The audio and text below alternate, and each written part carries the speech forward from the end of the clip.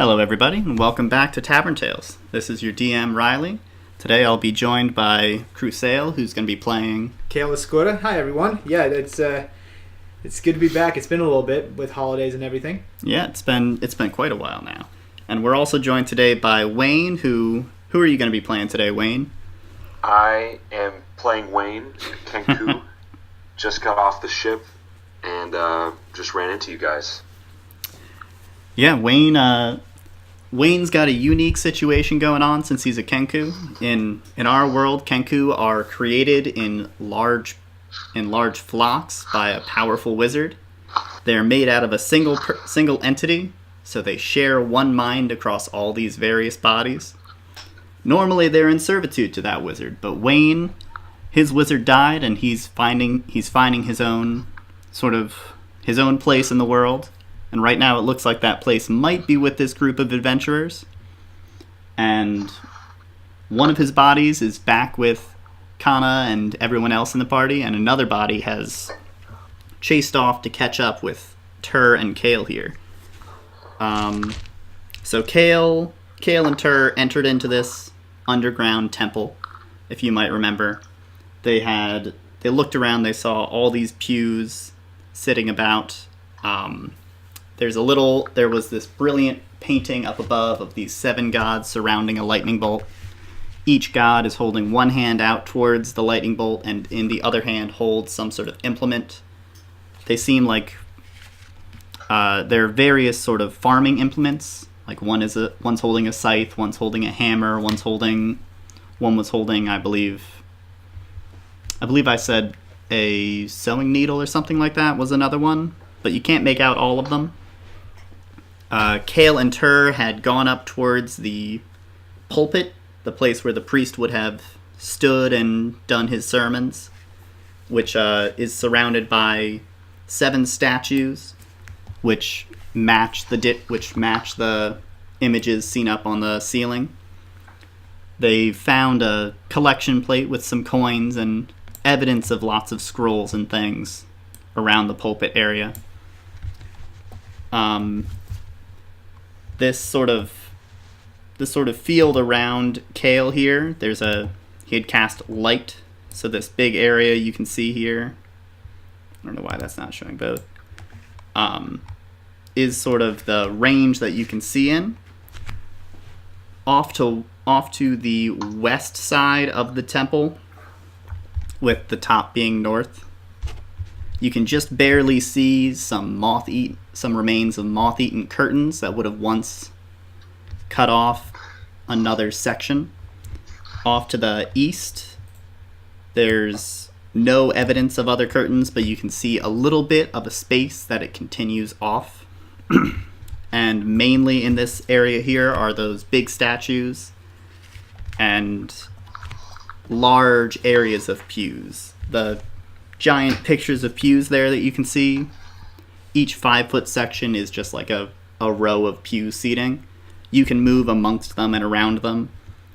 And you can see little bits and little like tattered pieces of parchment and stuff from where they would have had, you know how like they'll have some Bibles in pew seating. They would have had some sort of written stuff for people visiting to see. It is pitch black outside of the area where Tur's light spell covers, so it's going to be hard to see unless you have dark vision.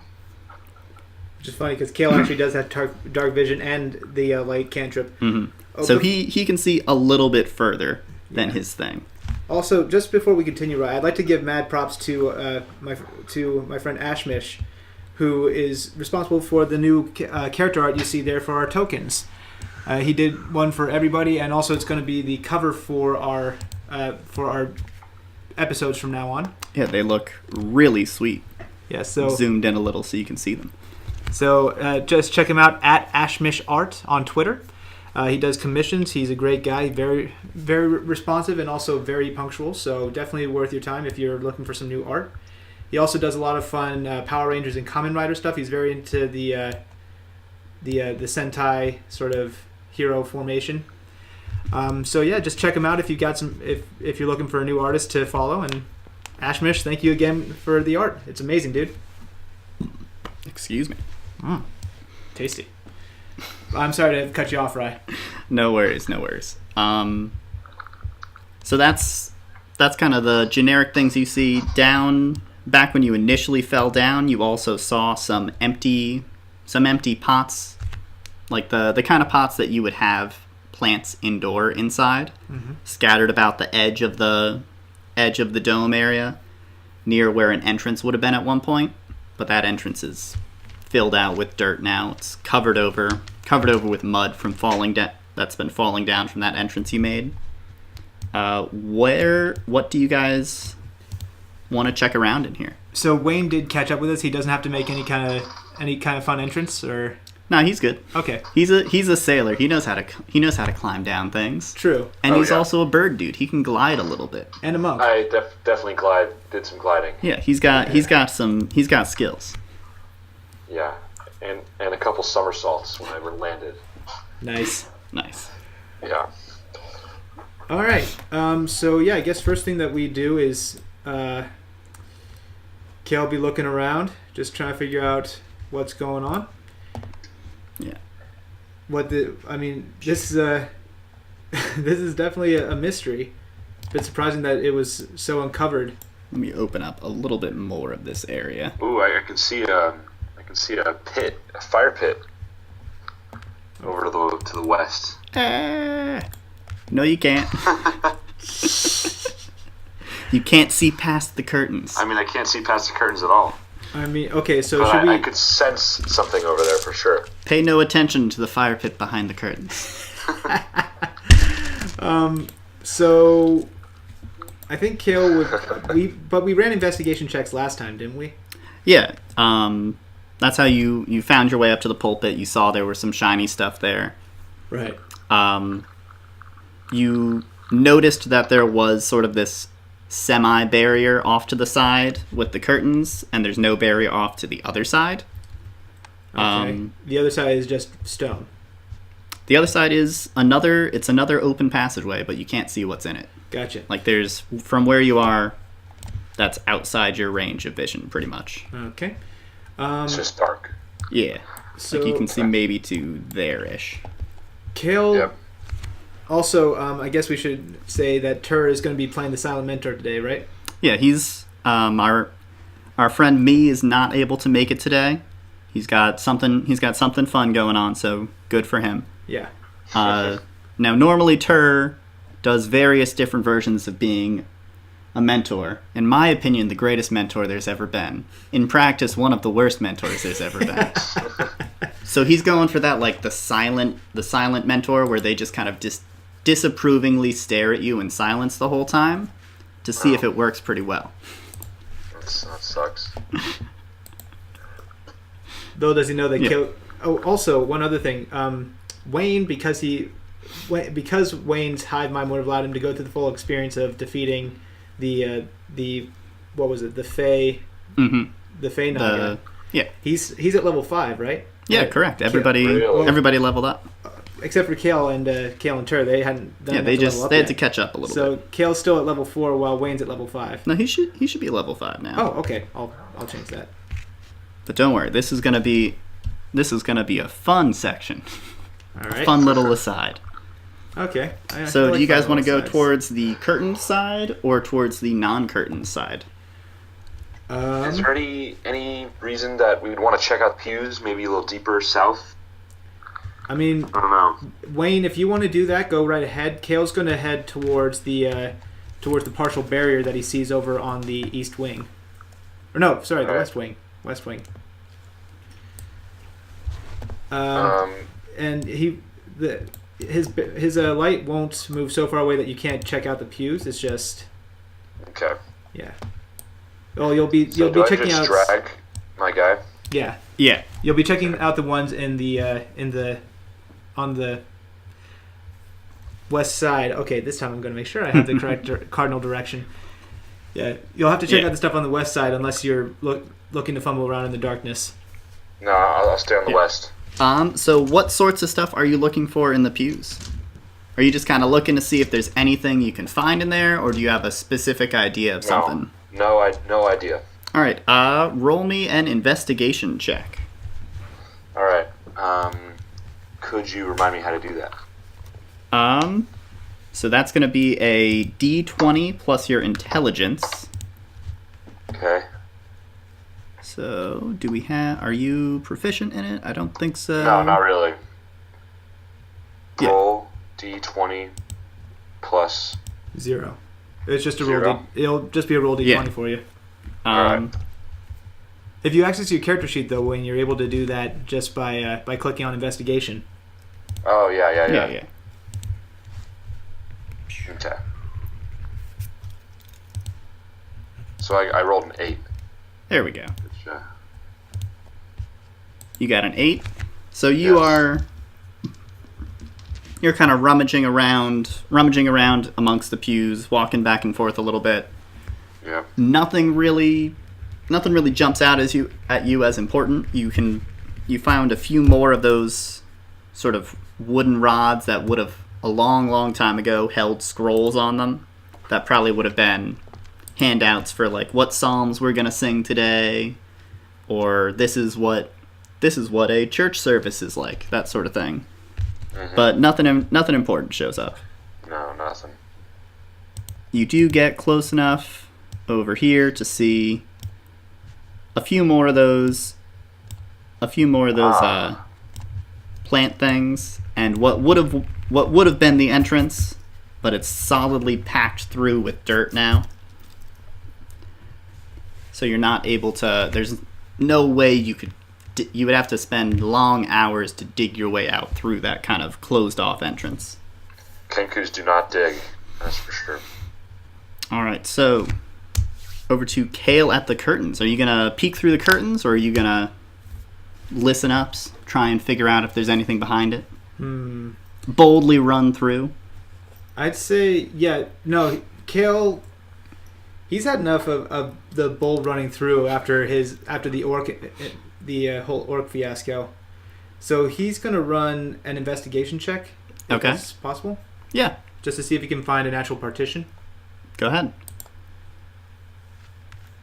Yeah, so you find there is sort of, every so often there's a little divide that looks like you can sort of pull the curtain off to the side. So it's something that can open, and it is just curtains. There's no wall behind it, nothing like that. Okay. While you're investigating, you can feel like two drills being forced in the back of your head, the eyes of your mentor upon you. Do I have to make some kind of will save or something? No, you just know you're being watched and evaluated. Kayl likes to humor, but honestly, he doesn't really care. All right.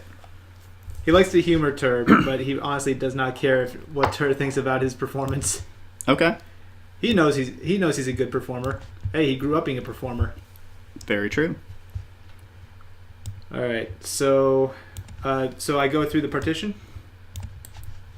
Yep. When you move your way through, this thing is lagging. It's lagging me something fierce. Come on. Pew. Ooh. So you go through. There is a fire pit. Wayne is plunged into darkness as soon as the curtain closes behind Kayl. Oopsie. Oh, no. Kayl, immediately to your right, you see a fire pit and a bunch of sort of stone implements and circular objects. Basically, a simple old cooking area, kind of. Okay. Beside that are a variety of smaller vases and pots that looked like perhaps they would have held herbs and things that would be used in the cooking process. Okay. Further off towards the end of this area, you see a few doorways opening up in stone walls. A little bit in, you think you might see hints of a living area, but you can't quite make it out from where, or actually, yeah, you can make it out from there. All right. The top one is the smallest, and it just contains sort of a makeshift little shelf and a bed. The other two have, you can see more robust and larger actual shelving units down on the south side of each room. Okay.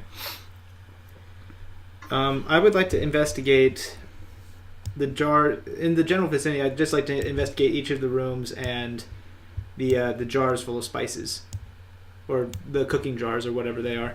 Okay. Which ones do you want to go for first? Just kind of give me like a the north end. order. Let's go counterclockwise. Okay. Working from the pots next to the fire pit and moving down. Also, is Wayne coming to join him, or? Yeah, Is he I'm kind of still- scurrying out of the darkness. I bet Wayne's gonna join back. I'm not a big fan of the dark, to be honest. Understandable. Yeah. Kayl's never had to really worry about that since he was born being able to see in the dark. That's got to be just a different experience to have, not having darkness.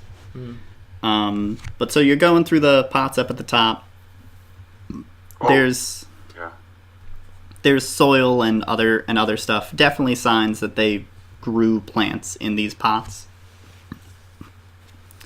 It looks like there's like some remains of what might be pretty good soil, but it hadn't been watered or anything in longest time, so everything's dead and rotten, gone past rot to just being dirt again. In that topmost room, it's just a little thing. You can tell this was like where the apprentice priest would sleep. They would stay here. The friars. Yeah, there's lots and lots of those wooden dowels that would have held scrolls and things. So This was also where they learned and studied, apparently. Okay. You go into the central room and you see that's a little bit better. The bed isn't nearly as sort of gone to time, and the shelf itself is much larger and made of a more valuable wood, so it's lasted a lot better as well. It's almost as though you could actually still stay in that room right now. It's in good enough condition.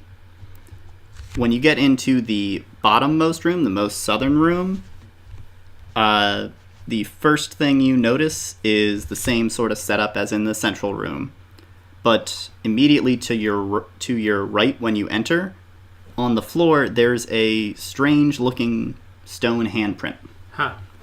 As in, it's actually embedded into the stone? Yeah. It's Like what they embedded do on- into the stone. Like Hollywood Boulevard style. Yeah, pretty much. Okay. Do you want to take a closer look at that, or look at the bed? Look at the shelves? I investigate the shelves in the bed first, save the curious thing for last. Also Okay. waiting for Wayne and Tur to follow.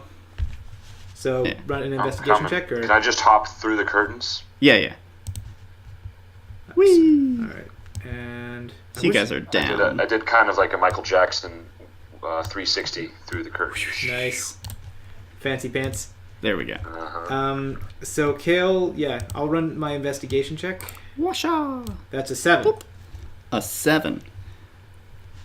On the bed and the shelves. on the bed and the shelves. Yeah. So you're looking at it. Just like before, you're amazed at how good the condition of the bed is and how good the condition of the shelves are. To test it out, you take a seat on the bed. You were quite wrong. This bed collapses underneath you immediately.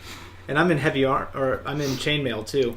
Yeah, it's a resounding thud that just sort of muffledly echoes through the building. All right. If there's anything here, it knows people are here for sure now. Yeah.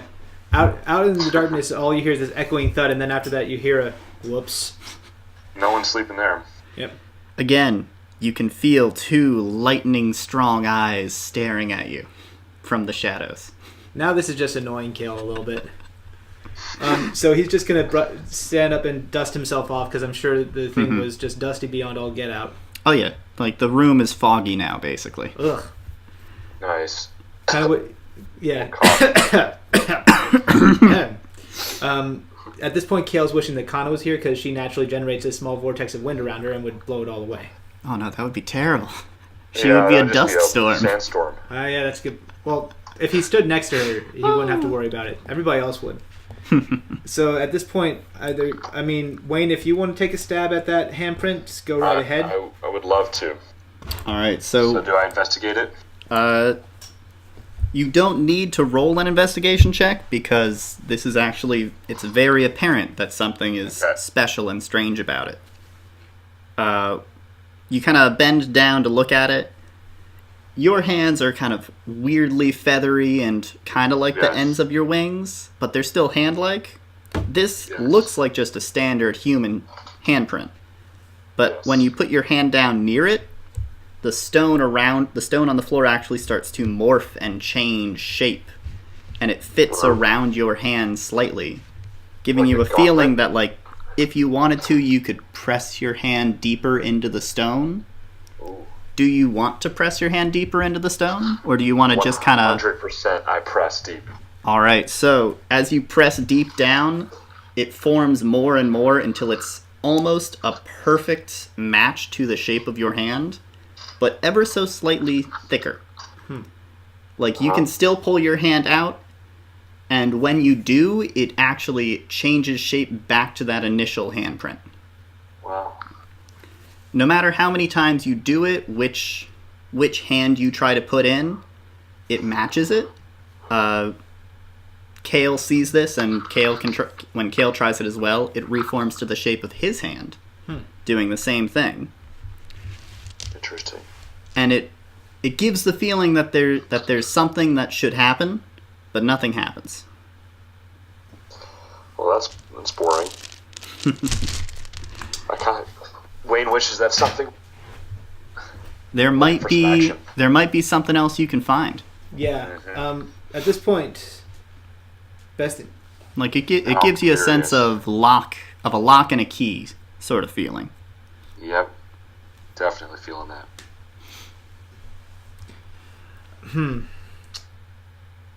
Yeah, so maybe, I mean, it seems like we found the lock. Maybe we're just, like you said, maybe we're just missing the key, and it's something specific within the temple. Yes. How about we move out and we check these lower vases? 100%. Same deal as before. Dirt definitely was a planter of some sort where they planted things. These are larger, perhaps suggested of a vegetable garden. Ooh, right. A little strange that all the plants are inside the temple. Yes, it is strange.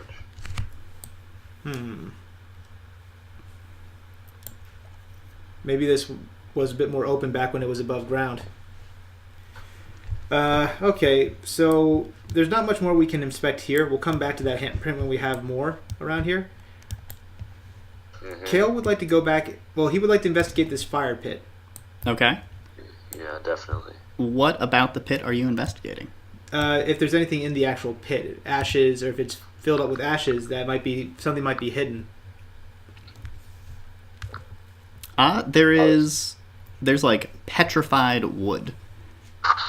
Ancient wood, kind of gone to the point where it's ready. It's super easy to burn at this point. All right. It looks like someone had set it up to get ready for a fire, and then it never got used a long ass time ago. Well, that's odd. Interesting. Okay, let's move back out into the central atrium. Have you checked all the rooms? Yeah. Okay, nothing. Nothing came up that was anything more than just it was living quarters. The area we were just in was sort of the living quarters for the clergy. Mm-hmm. And I can see in here now. Yeah. Right? Just stick close to me and we'll be fine in terms of seeing. Yeah. I'd like to go back and investigate the pulpit the pulpit, right? Yeah. As well as the statues to see if there's anything. The handprint makes him wonder if maybe there's something about the statue's hands that he need to take a closer look at. Are the statues, are they in the ground? Like we can't move it? There we go. That's a little easier to see. The statues are incredibly large. Yep. Like, twice Kayl's height-ish. You are able to get up close enough to see the hands, and all of the hands are making the initial hand shape. But they are, the statues are twice as big as Kayl. The hands are massive.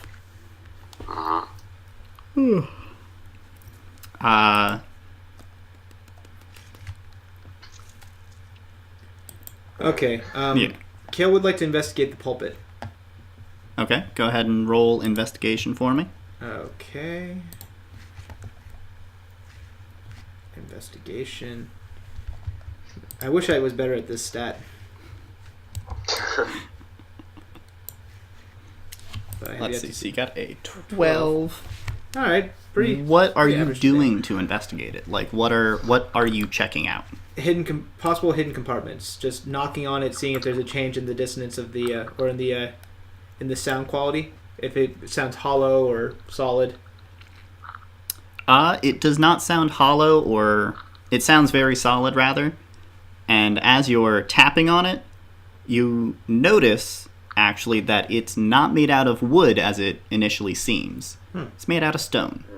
Huh. It's one, and it's not like built out of stones. It's one huge stone. Wow. Sculpted. That is a very dedicated carver. Perfectly Yes. carved.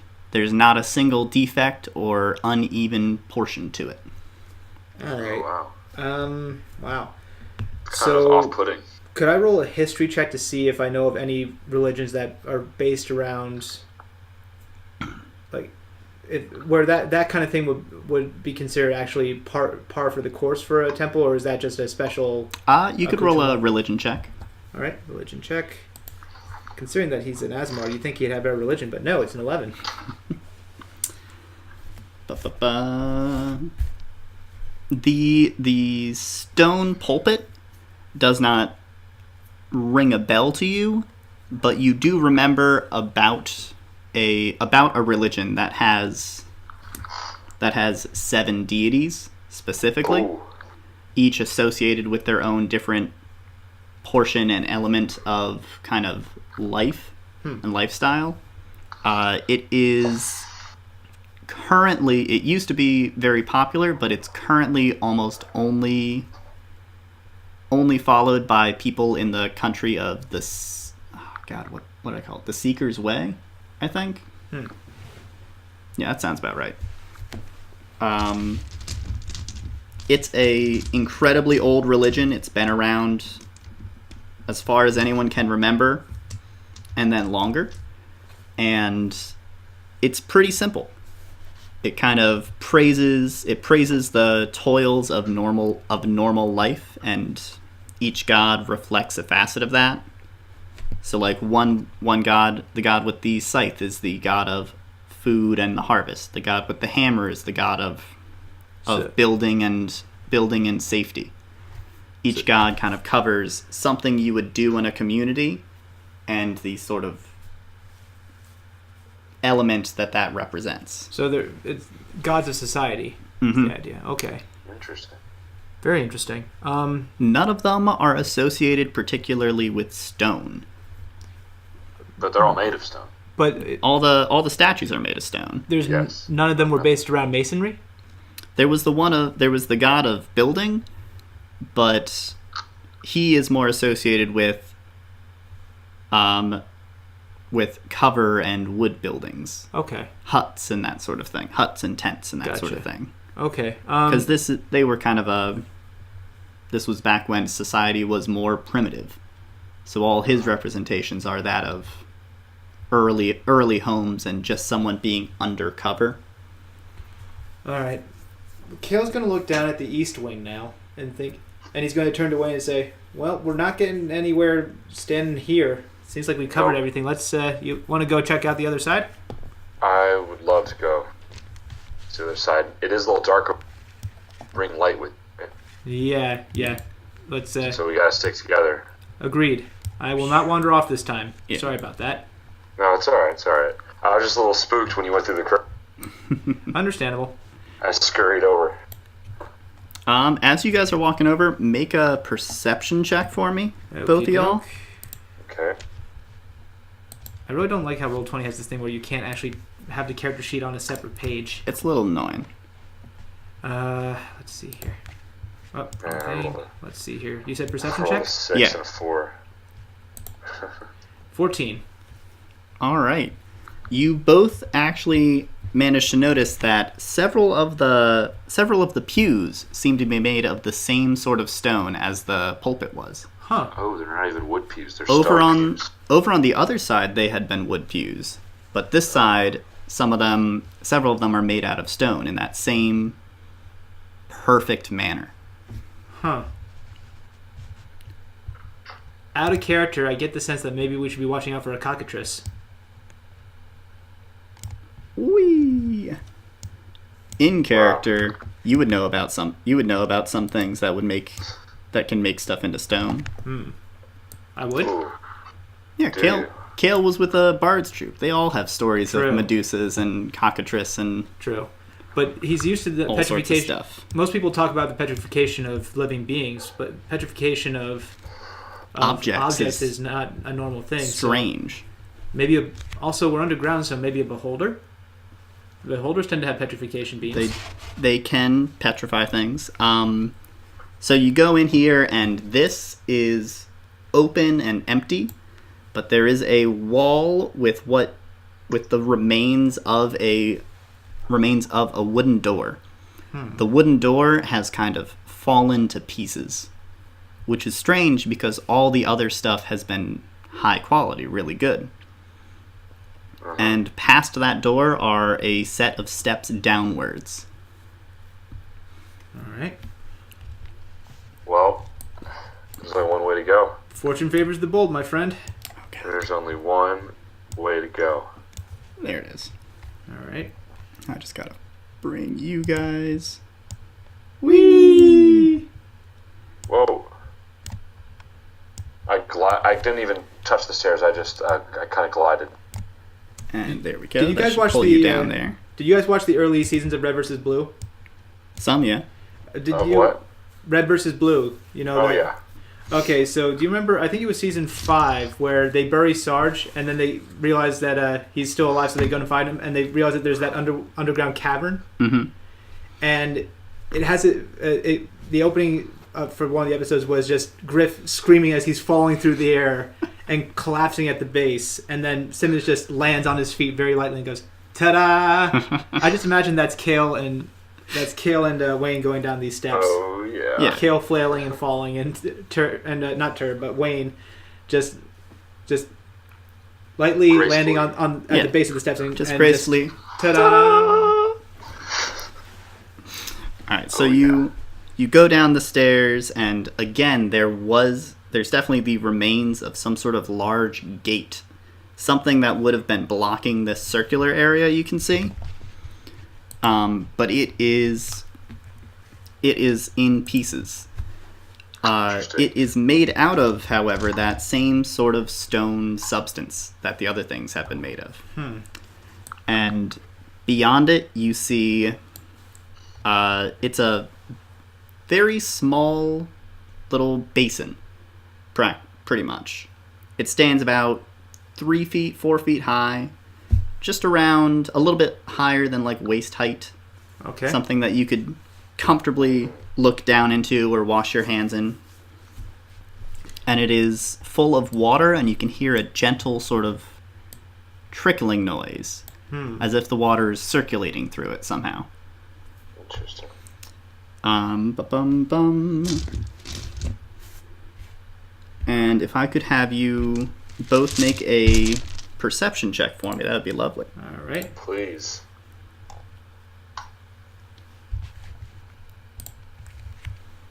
And perception. Oh, Blech. wow. Wow, All right. we both stunk on that one. So what do you guys want to do?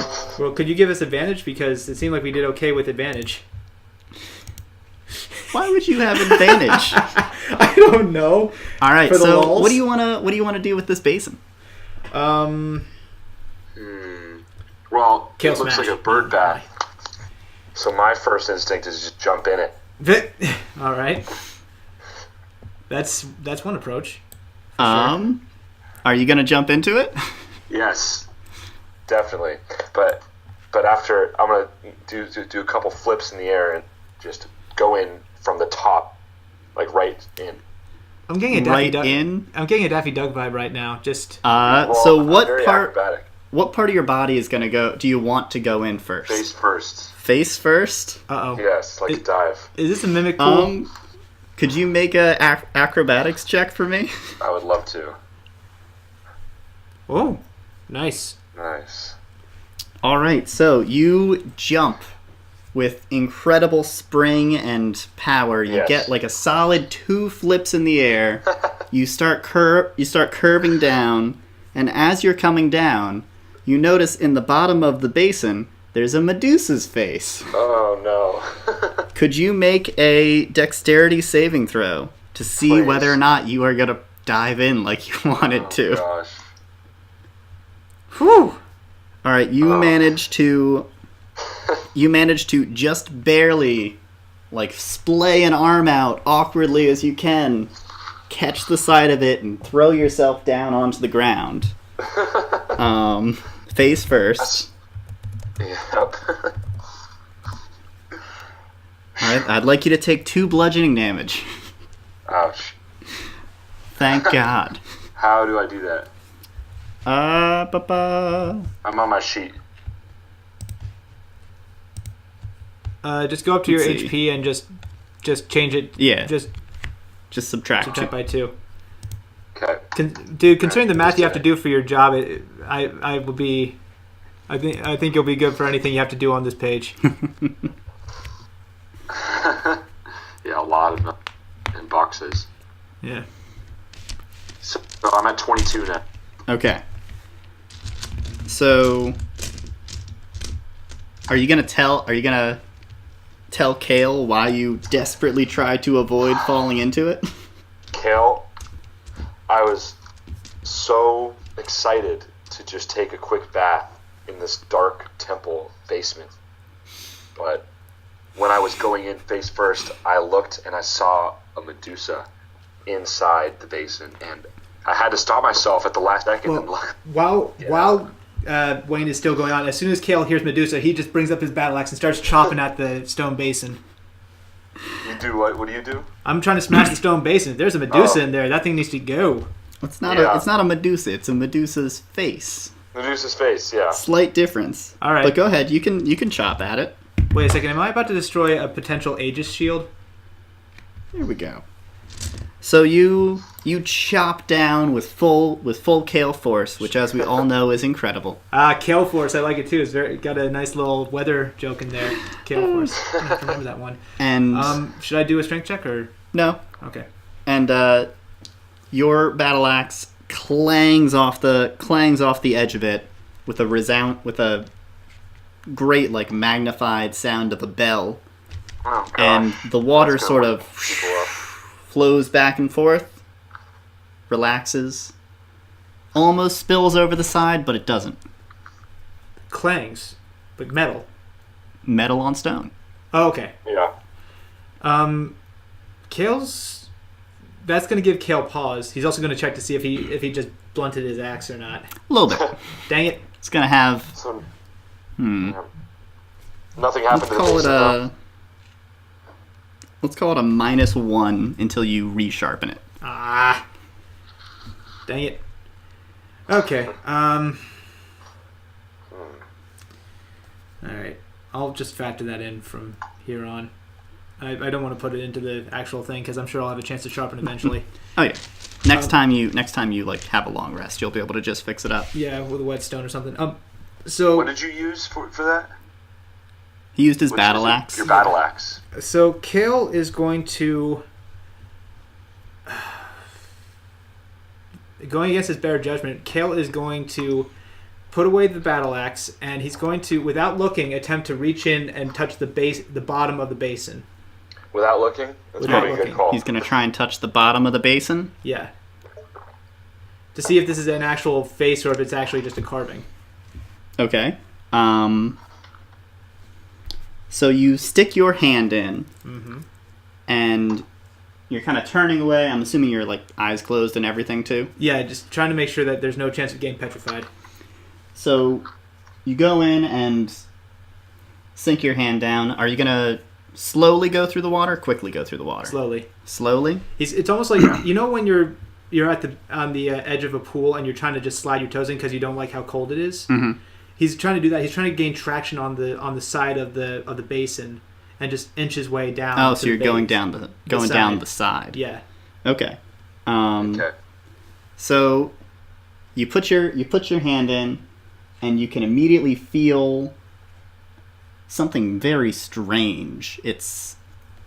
The water seems to be thick, and you've got all this friction on your fingers against it. And you're from the first moment it's in, the friction seems to be growing and growing, and your hand changes. Something is happening to your hand. Do you want to keep going or pull it out? Pull it out because I suddenly realized I might have just put my hand into a corrosive slime. So you pull your hand out. It barely got past like the first. Didn't even get to the first knuckle on your finger.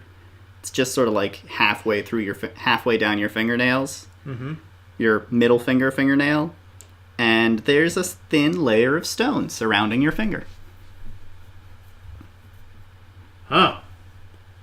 Stone on your finger? Kayl's gonna show it up to Wayne and say, "Well, that's different." That's not good. Shoot, do we have any flasks? This sounds like something that could be very useful. We could actually. But the fact that Why aren't you freaking out right now? You got stone on your finger. You think it's pretty cool? Well, I mean, it'll be easier to poke somebody in the eye. Which hand did you use, by the way? Oh, my non-dominant. Okay. Yeah. You don't stick your dominant hand into an unknown substance. I mean, that is a good point. All right, so you just began to stick your finger in, and there's a strange layer of stone on your fingertip now. Kayl has an idea. All right. He's going to run back upstairs and say, "Wayne, I'm sorry, you're going to have to stay in the dark for half a minute." Oh gosh. He's going to run back upstairs. He's going to grab one of the petrified logs from the fire pit. Okay. And bring it back down. Okay. And he's going to stick it in. He's going to try and gauge how far it can go in before it starts petrifying. Turning into stone. How are you going to try and gauge that? Like, are you going to stick it in and pull it out? Stick it in, pull it out. Yeah. All right. And then if we see how far up it's wet and then how far up it's stone, that kind of gauges the distance in. Do you want to just put it in as far as it'll go and then pull it out and see that way, or do you want to put it in, pull it out immediately, sort of go deeper and deeper until you notice a difference? I want to put it in until I feel that resistance again.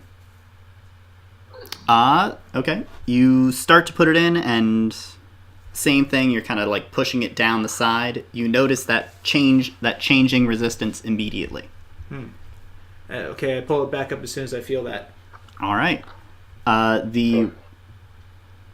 It's very difficult to tell where the wetness and the stone are different. It looks to you like it's the exact same place. Huh. So the fluid itself Wow, petrifies. it's quick. Mm-hmm. This is unique. And looking at the map, is there more of a passage going further? Oh no, this is the end of it. This is the actual. Remember, this had a big door blocking off the stairs at one point, and then there was another big gate blocking off this area that's been broken down into rubble. Wow. Okay. Wayne, any ideas? Definitely glad you didn't take a bath in that. No. Yeah, me too. I do not know how we out of there and encased in stone. Yeah. That would hurt. I don't have too many ideas. I would just want to keep throwing stuff into there. You know what?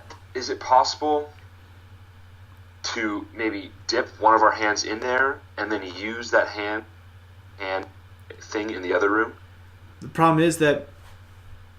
Oh. You know what I mean?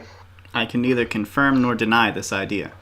That is very interesting. Now, when you I'm looking at this wood, right? Is it easy to crack the stone off and then the wood's still kind of there, because I wouldn't want to put my hand in it. It turned it to stone, but if it kind of encased it in stone, that would be okay with me. So how deep did you put the wood? You said you were testing. Did you put it and leave it for a moment once you felt that resistance, or did you take it out the moment you could tell something was changing? I took out the moment I felt something was changing. Mm-hmm. What about my finger?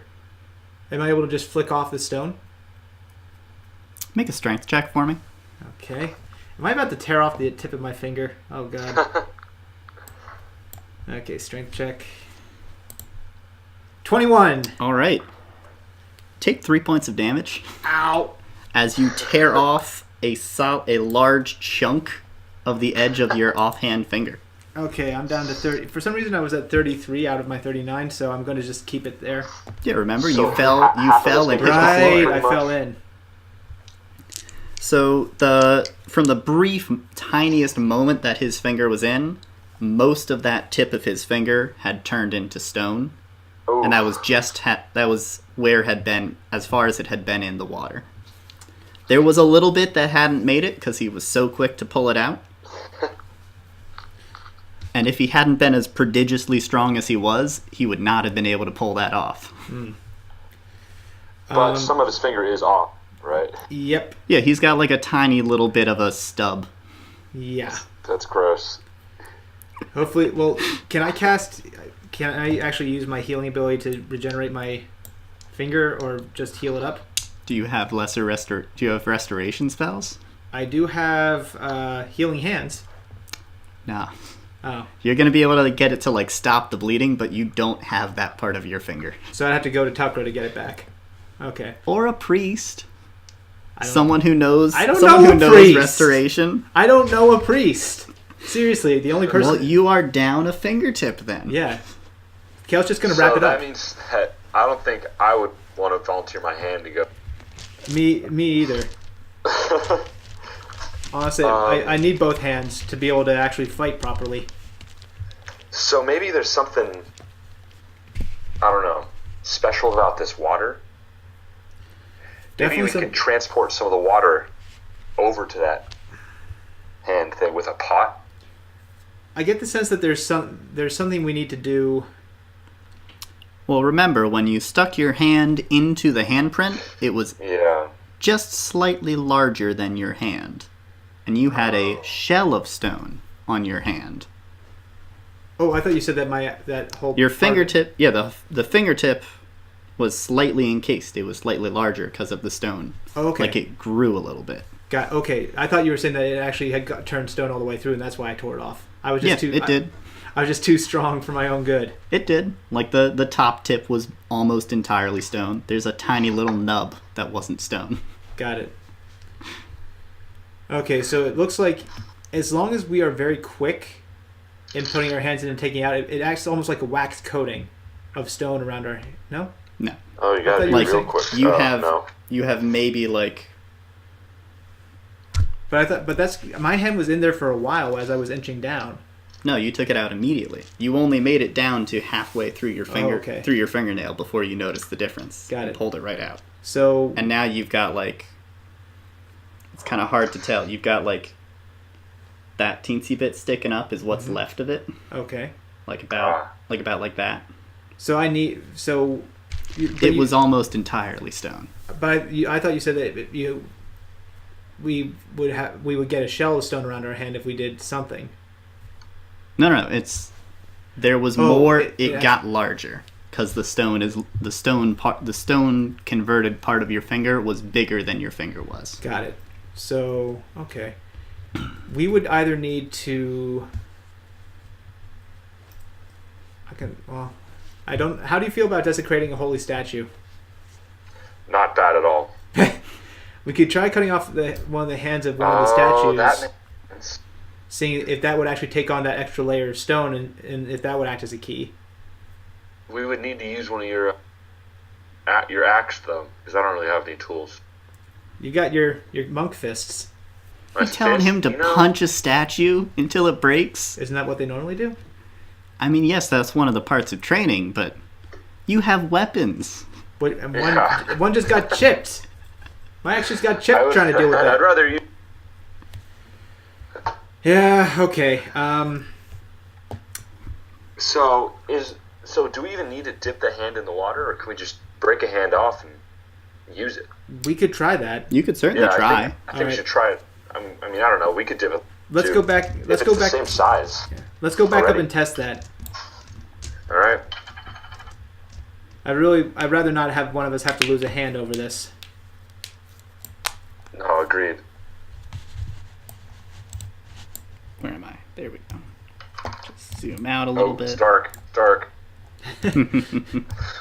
Coming. Can we actually also, while we're coming back, can we investigate and see if there's anything we could actually use to encoat in stone or to encase in stone? Like a leftover skeleton, maybe. You can look around. Skeletons, You have not seen any remains here. Okay, then let's just let's go and see what we can do about that. I'm just leaping and bounding up to these statues, and all the while, and I'm sure Tur sees the bandage on my left hand now and just shakes his head. Yes, you can feel on your hand 2 burning eyeballs. Okay, so Kayl, let's go for one that doesn't have a tool in its hand.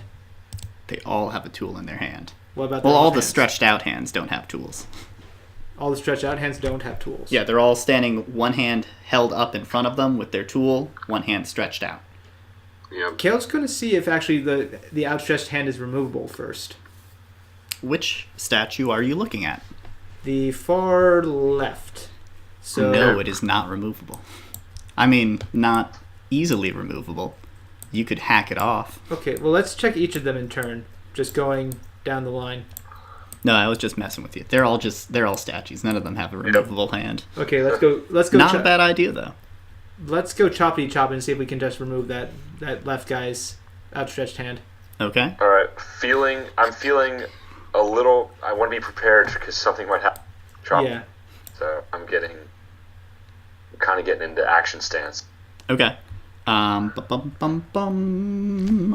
Is there anything I need to do? What are you using to remove them? Are you chopping with your axe that already got chipped a little bit? Yeah. Okay. Give me a moment. I mean, I guess we could just grab something heavy and whack it off, but then that might end up damaging the hand. We might need an intact hand to make it work. Wow, that's a really dark sentence out of context. Jeez. Y'all could have used your hands. Instead, you're desecrating a church. Mm. You're not even just desecrating a church. You're desecrating a representation of a god. Yeah. Yep. In a world where gods are real and see everything. Yep. It's better than using my hand. If you lose my hand, I don't care. Yeah. I mean, Tur's already lost a leg. We could ask him if he's okay losing a hand. We could. Do you wanna text me and see if he's okay getting a hand turned to stone? Nah, it's fine. Yeah. I say that mostly in jest. Where do I friggin' find this part?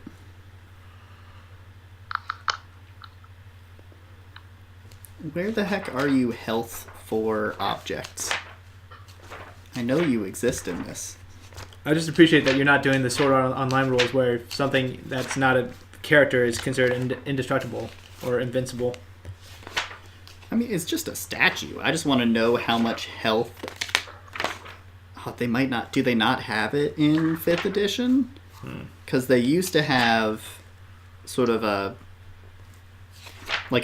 changed a variant version of armor class for objects. Huh. And different materials had different hardnesses, they called it, instead of armor class. And it was just basically, if you didn't get a good enough hit, you couldn't hurt something that was of a certain hardness. Okay. And it worked the same way as armor class, and they just had healths. I mean, in this case, should we just have it be a pass or fail on an athletics check? Yeah, let's go for that. I can't find it fast enough. Got it. All right, athletics is at a +8. So come on, Kayl. Show me some. Show me some love. 20. All right. Nice. You managed to, through a combination of like big whacks, careful whacks, and sort of trying to make cracks and things, to prise off one of the hands from one of the statues. It is in perfect condition. Nice. As you bring it down, you are again struck by the huge size of it. Like it's bigger than a basketball. Gotcha. You're like, holy cow, this thing is large. All right. Big hand, huh? By the way, you said that part of my finger was still stone, right? No, it's just I thought part you of said it there was a is little nub. there's a little nub of flesh that was the Just a nub. only untransformed part. Okay, because I just thought one other thing we should check with that What? to see if the lock will actually reverse the effects of the key. That's a solid thought. So what do you guys want to? Do you want to go dip it in the basin? Do you want to go try the stone in the hand first? Let's can we just do a little just back and forth quickly? Just Yeah. check. We're gonna check the stone hand to see if it actually Seems like it's pretty big works. already. It does not. The lock, as we're calling it, does not change shape for the stone hand. Okay, so Like it doesn't alter its shape to let it in. it requires something to be, it only reacts to living tissue or living flesh. Kayl's going to go back and see if he can find that nub of his finger that he left behind. Okay. It's easy enough to find. It's kind of tricky. It's a little piece of stone rubble on a rubble-filled floor. It should have blood on one end of it. Good point. Yeah, so a little you're part. able to find it. So for Wayne, he's just standing at the pulpit, and he's just being left in the dark while Kayl. And now there's an angry statue. Yeah, and Kayl is just all he sees is this big ball of light, as Kayl's just running back and forth. Dang it! All right. Okay. So you take your little nubbin, and how are you gonna test it? Are you just gonna drop it on? Or are you gonna place it? I'm gonna put it back on the edge of the finger. You're gonna try and affix it to your finger? Yep. I don't know how that's gonna work. I mean, there's the little nub, so it kind of works. Yeah. You can sort of slot it on there slightly. Yeah. Which is gross. Believe me, the feeling's mutual on that. Gross. That is So gross. when you put your hand in, you notice that the nubbin fits perfectly. The rest of your hand is too small, but the nubbin fits. Oh, so someone's got to put. Somebody's got to get their hand cursed. You know Well, what? You already have a. Well, hey, on the fourth plus hand. side, if I was to put the rest of that hand in and petrify it, it would affix the nubbin back on. That is very true. It would seal it right on there. Kind of makes sense for you to do it. Nothing ventured, nothing gained. Kayl's gonna go and do it. All right. But put Yay. it's your non-dominant hand, Yep.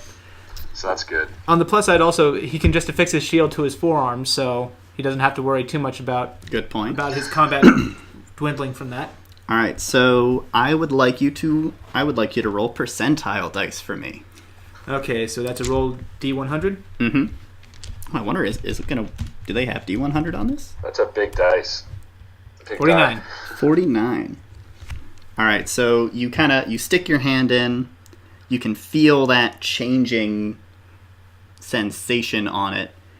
And when you pull your hand out, it is completely fixed in place. You Sure. cannot move it at all in any way, shape, or form. But it God. feels insanely solid. And it's no heavier than it was before. Huh. Wow. It feels the same to you as if you were just holding your hand there. Okay. But of course, it's now slightly larger. Also, Kayl would make sure to put his shield on beforehand. Okay, so you're wearing your shield on. Yeah. You got it strapped onto your forearm. Yeah, just because at this point he's recognizing if there's something that's this malefic in here, then I better be ready for anything. Okay. Yep. I'm gonna give you a choice actually, since you said you want to wear your shield. Originally, I had decided it would count as a light weapon, so you could use it as a bonus action on your turn, and it would be a 1d6 bludgeoning. Kayl's an axe But guy. you can choose either that, or you can get +1 AC from your shield. Because basically, like, you can't use your hand very well. Right. And But it's a little extra length on the shield. oh no, I mean you can either get a single +1 or you can have a weapon. Oh, I'll get the single +1. Okay. So you're basically getting half benefit out of the shield now. Gotcha. If you ever get your hand turned back, on the plus side, your fingertip will still be attached properly. True. Oh, magically. Yeah. Well, I was hoping you would roll higher. There was something cool you could get. Oh. But so you go over to the lock, and when you put your hand down to it, it does the same sort of thing. It reforms and shapes around it. When you press down, it fits perfectly around it, and the floor starts to sort of divide, and there's a line underneath where your hand is, and it splits Whoa. apart, opens up, and there's sort of a hidden cache of things underneath it. Ooh. Moolah. Where are you, items? Boop. That's a lot of background for all the people at home. Shush. Well, I'm just saying, they can see it all. Yeah, that's fine. Alright, so You guys get to see stuff that we don't. Lucky you. there are 3 objects within that little cache. Okay. It is a periapt of proof against poison, a drift globe, and a set of mithril armor. Hello. Mithril, was that right? Yeah. Mithril scale armor. Oh. That's sick. You guys can't see this right now, but I'm grinning ear to ear.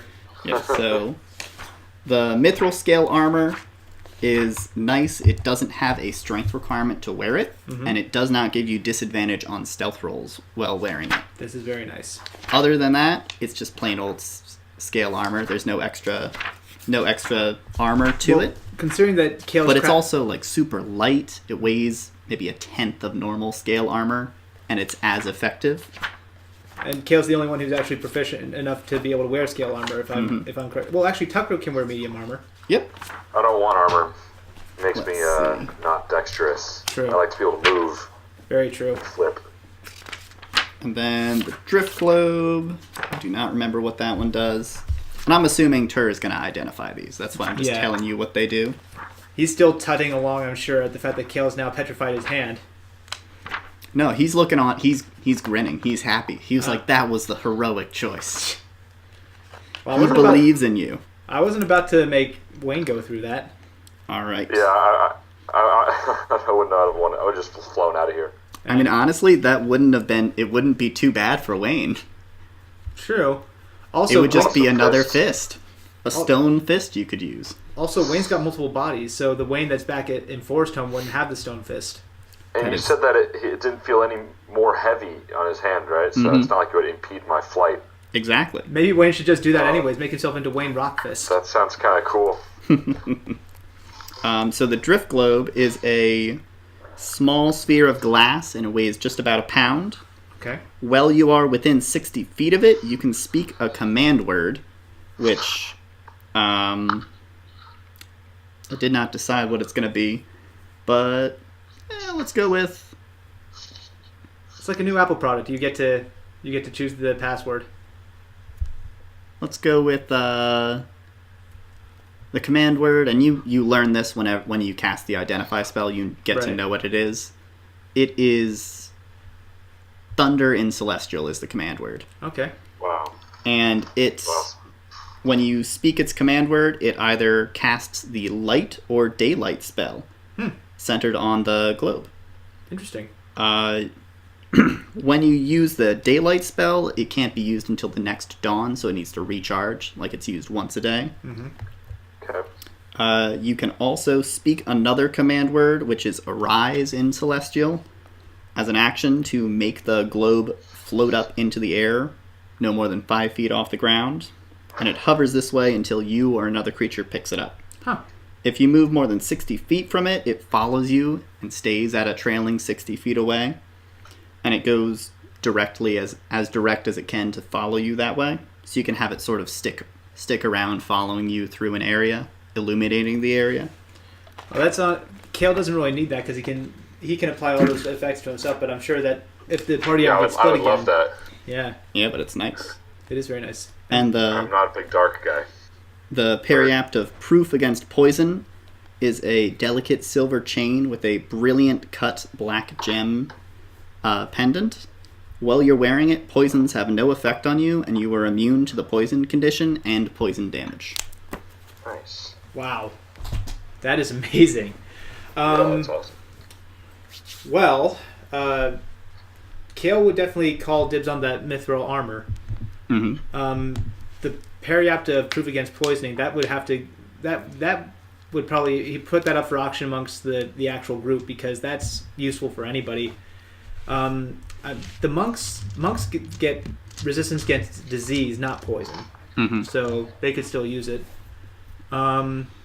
Everyone can use a periapt of proof against poison. True, It's Tucker, wonderful. Yeah, and Tucker has protection against poison, so he's got. I'm just trying to think about who it would benefit the most. I mean, for now, it's you, Wayne, and Tur. All right, Because you're the ones who are here. True. Well, I guess, and Kayl can't properly put on the mithril armor because his hand's frozen in place. Why Oh, not? yeah. Because your hand? His hand is all splayed out. He can't put it on. Yeah.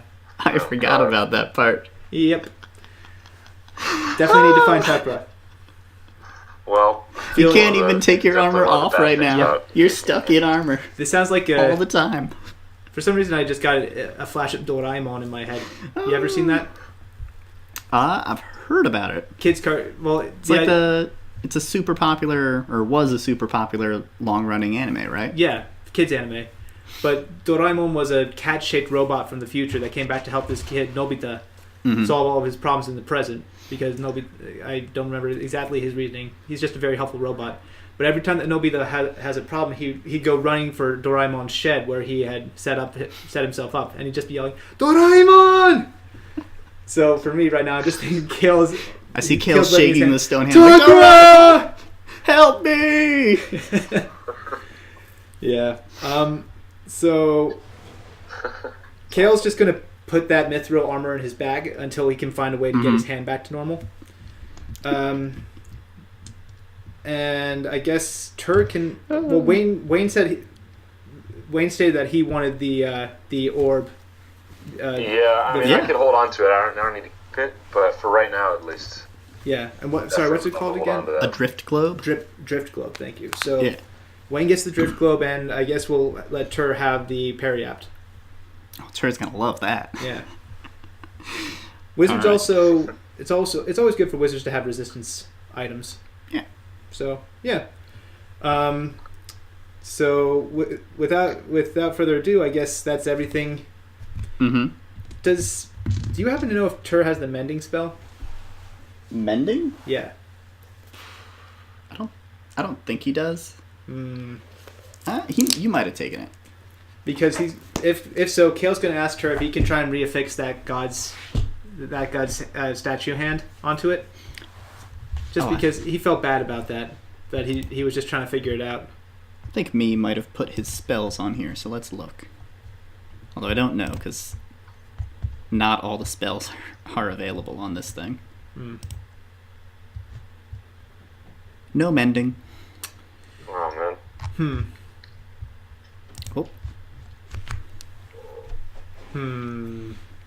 So you chopped off a hand for no reason. Yeah. Guilt trip. Out of curiosity, which tool, which statue holding which tool do you want to have chopped the hand from? I just opted for the far left guy. The far left guy? Yeah. Okay, that's the scythe. Ah. Not like a big Grim Reaper scythe, like the harvest I know, scythe. but living in a farming town, that makes Kayl feel bad. Kayl's just going to take a moment to. He's going to do his best to respectfully put the hand in front of the statue and pray. Just like on the ground. Well, he's just going to try and do his best to make amends. Leave a small offering of whatever he thinks. Mm-hmm. Small offering of rations or something. Just something to show reverence. Because come on, I'm okay and with I'm sure that. Seraphina's probably been screaming in his ear this entire time. Oh yeah, as soon as you were going towards the statue, she was like, no, No. No. Oh, damn it. Oops. All right. So yeah, Kayl's gonna just do what he can to make amends. And yeah, hopefully whoever's listening knows that it wasn't in actual irreverence to the gods. He was just trying to figure out how this place worked. It was more. It was definitely a bit of an irreverence. Well, it was more in the name of curiosity. Yeah. You chopped off the hand of a And it didn't statue work. in an abandoned temple in the name of curiosity. Yeah. If this were a Telltale game, it would have "The gods will remember that" Yep. on the top of the screen right now. Sounds about right. Yeah. Oh gosh. Okay. Let's get going. Kayl's, you know what? Kayl's gonna try and do what he can to. What does Kayl have on him? I'm trying to think of what he can do to try and fix the hand. He's gonna ask also if the guys can think if they have anything on them that they could do to try and repair this. Tur is still going hard on that silent mentor thing, but he'll drop one of his many priceless antique elements along with him, I would guess. You know what? I have a slight idea. What you thinking? I've got 20 bolts in my pack. Kayl is going to take 4 of those bolts, Okay. and he is going to try and So you're going to try and make like a thing to stick it back on? Yeah, exactly. I'm going to try and he's going to try and use the bolts to make a makeshift sort of reattachment, where he will do his best to drill 4 holes into either end of the 4 holes into the forearm of the statue. You can see this for a second. Are you gonna try to repair the statue?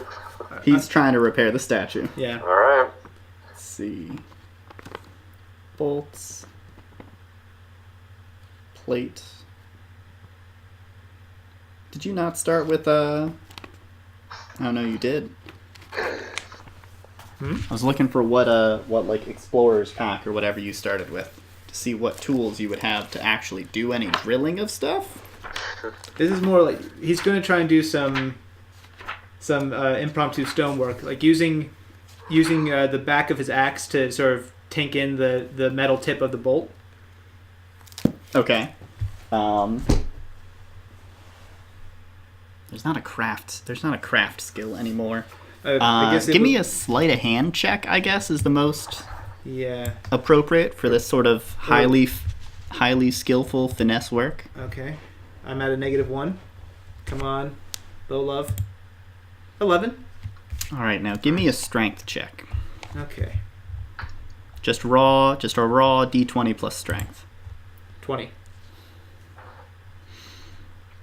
The first bolt goes pretty well. Okay. You manage to hammer it in, so there's a nice little sort of rod sticking out from the arm of the statue. Mm-hmm. And it looks appropriate. It looks like it's good. You're going to be able to mount that thing up on it. When you go to try and hammer in the hole into the hand part, you put a little too much oomph into it. And the hand breaks. Oh gosh. Kayl's gonna grab the 2 pieces, rush downstairs, and see if he can actually get them to stick together by dunking it in the pool. Oh, it's a good idea. I've also forgotten something. Huh? You have one hand right now. I forgot that too. He Maybe he was thinking. He was using his hand to knock it in. Yes, exactly. All right. How are you gonna try and keep the hand together in the basin? He's gonna ask for Wayne to help him. Wayne, are you gonna help him try and fix the hand? Yeah. I mean, it's kind of the only thing I can do now. I mean, you could leave. There's no guarantee the gods were watching. I'm here. Says the guy who just said that they were omnipresent. Just because I, as your friend, said it, doesn't mean the world believes it. All right. Or means it. Yeah. So, Wayne, what's your What's my move? Yeah. Or what? Yeah. Okay. So what happens when we... So just to like lay it out there, you could use some rope or something to tie the pieces together, put it in there, but the rope would turn to stone. Yeah. You could put your hands in to hold it together, but No. then your hands would stay with it and stay together in there. This doesn't seem like there's a solution. There's a solution out there. It's called the Okay. mending spell. Yeah. At this point, Kayl's not willing to do any more damage than he already has. Yeah, it might be Yeah. a good idea. So he's just going to try and...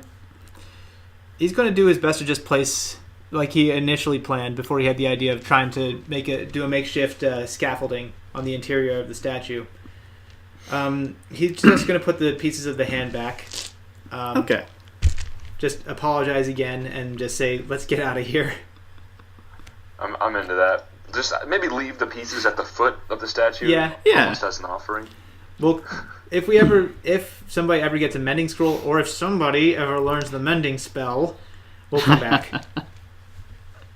Yeah. Oh, maybe. sounds Maybe we'll good. just forget about it.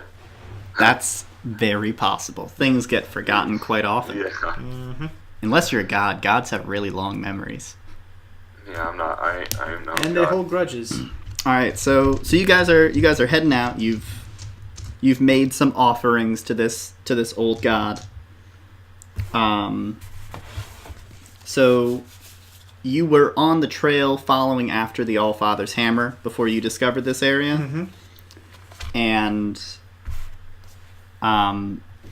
last session, or maybe the session before that, I can't remember exactly, I had discussed with you guys doing overland travel in a slightly different way, rather than just rolling for random encounters. Doing this sort of system where I have a set of difficulties that can occur during the travel time. Right. And then you guys have the opportunity to, if you want, you can add pairs of things where one is a good outcome, one is a negative outcome. We can either do it that way, or we can just do the sort of standard random encounters. Do you have a preference which one you want to do? Let's go with your method. Okay. Yep. So to start with, there's always going to be three different possible events that are going to happen. These are things that I've made. They're all negative. They're all difficulties during travel. You may or may not even run into them. All right. Like we might, just like random encounters, if I roll low when I'm checking to see if stuff happens, we might just go right past all of these. I feel like Riley's got these he actually has cards out, guys, and on them he has Boon or Bane. I feel like that is an awesome D&D game show. It's time to play Boon or Bane. We might have to do a one-shot based on that at some point. Yes. I like this idea. So let's take a couple minutes. Do you guys want to add any things to this? Are we... So you both would have the opportunity to add pairs of cards, one being a good thing, one being a bad thing. I'm okay with the stuff you already have all set. Okay. Yes, same. So if we do decide to try this again, I've made a handout in Roll20 that you guys should have access to called Difficulties in Travel. Okay. I see it. Okay. It's up on the screen. I think I saw it. Basically, it's just like a short little thing of when you're making these things, how to make them. I kind of thought I made a little table of active words for the bad and good things. And when I was making mine, I chose one of them, and then I made a short little sentence of what the scenario would be. And then once I had those, I actually went through and made them. Okay. So if we ever do it, that's how you would do it as well. And so when we add in pairs, we choose, and so like you had on the So screen, you would choose like illness a and- conflict. We ran into some bandits. Yeah. And treasure. We discovered a chest in the woods. Okay, so it And doesn't then- have to be. It doesn't have to be 1 and 1. It doesn't have to be conflict and safety. It doesn't have to be tragedy and discovery. No, they don't have to be paired in any particular way. Gotcha. But you just do the one sentence, and then I'll actually quickly make the thing out of it. Okay. Or make a thing out of it. And then they would just all go into the pool together. So every time you add both, actually increasing the chance of something good happening very slightly, because there's no good results in my starting 3. All right. But they need to be about equivalent. So like if you say we find the best sword in the world, your conflict better be like we run into the strongest dragon in the world. Yeah. Dude, now you got tribute in my head. This is just a tribute. Yeah. Oh, that's a good song. Yeah. Okay. But it's got to be the greatest sword in the world. I couldn't remember the greatest sword in the world. No. Love This Majesty. is a tribute. Oh, I have too many pages. Pew. Alrighty. Ooh. All right. We're back on the big map. So we're back on the big map. And roughly you guys are about there-ish. Oh no, we're back to the crow. Pew. Oh wait, That's- that's just the marker for That's our just whole the group. marker for like the party right now. Why am I the skull? It's just how it happens sometimes. Yeah. So I'm you're a fallen about... Asmar. Kind of makes sense. There we go. You're about there. You guys... You are trying to get down to that little monument-looking thing at the bottom. Okay. And it's going to be about... And the All-Father's Hammer is about like a day and a half of standard travel down about near this section of the next to the hills area. That's their like Okay. that's their where they said they were going to set up camp. Is that side Forest Home? A little bit, yeah. Like across the plains from Forest Home. Gotcha. And eventually you are going to meet up with Kana and everyone down at the entrance to this wooded area, Far because that's where the country of Far Eldrith starts. Right. So Interesting. you guys have the option, as always, you can either go quickly, like rush and try and go as fast as you can comfortably travel to catch up to the Allfather's Hammer, get down to Far Eldrith quickly as you can, or you can go slow, take your time. That will give you a better chance to avoid any difficulties that we might pick up. Or you could go at a standard rate, where there's no special extra bits. Kayl's feeling pretty... He's not feeling too overconfident. I mean, he wants to get his hand fixed. That's the one thing that's kind of pressing on his mind, but they're not going to make it to Tucker in a day. And he there isn't a resident mage or priest who'd be able to help him with his problem in the Allfather's Hammer. They're all warriors. Mm-hmm. So he'd probably just opt for the standard pace. Okay. Yeah, same. Alrighty. So, which dice? There's my dice. No, it's not the right one. That's the one I want. I'm not just assuming that, right? You told us previously that there are no priests or like, magic casters in the Allfather's Hammer. When you were with them before, the magic casters were all away for... They had sent out an expedition to do something prior to the incidents of the magic portal. Got it. So they are all somewhere else. They're not even gonna... Like, they're gonna get back to the original camp location and be like, guys, where'd everybody go? Mm-hmm. Alright, so our first day of travel... There we go. Gonna need you to draw one of these for me. Okay, I like that one. So, first day of travel, you're continuing to notice the weather is clearing up more and more. It was torrentially raining back at the lake because of the influence of the water elemental portal. Mm-hmm. And the further you get from the lake, the less and less rain there has been. You are being careful around these hillsides because you know to be wary of mudslides. You've seen one of them happen already. Mm-hmm. And you manage to travel. You're not quite at the Allfather's Warhammer by the time night sets, but you know we're going to get there tomorrow. It's not going to be an issue. Which one of y'all wants to prepare food for the night? Kayl's got one hand frozen, so food prep's gonna be rough. Alright. How is my food preparation? Is it alright? I mean, it's fine for a bird. Yeah. I'll make some food. Okay. So, Kayl's gonna, go about setting up camp stuff. So, you're gonna be setting up screens to keep the light from the fire showing out. doing all that sort of hiding your camp sort of stuff to keep you safe throughout the night. And Wayne, you are going through the supplies, putting together the food you're going to have for the night. Just kind of picking out what seems good, what seems not good. Could you make a survival check for me? Yep.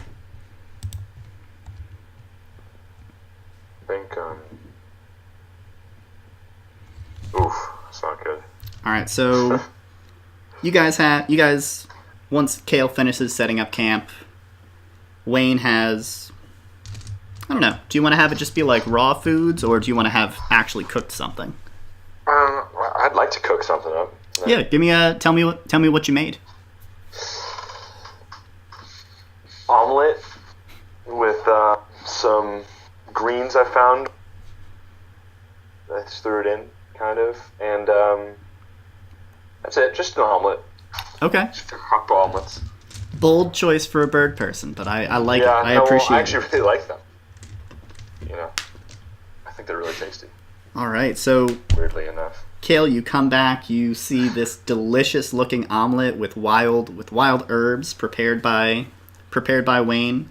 You both dig in and enjoy quite heartily. You kind of bed up for the night.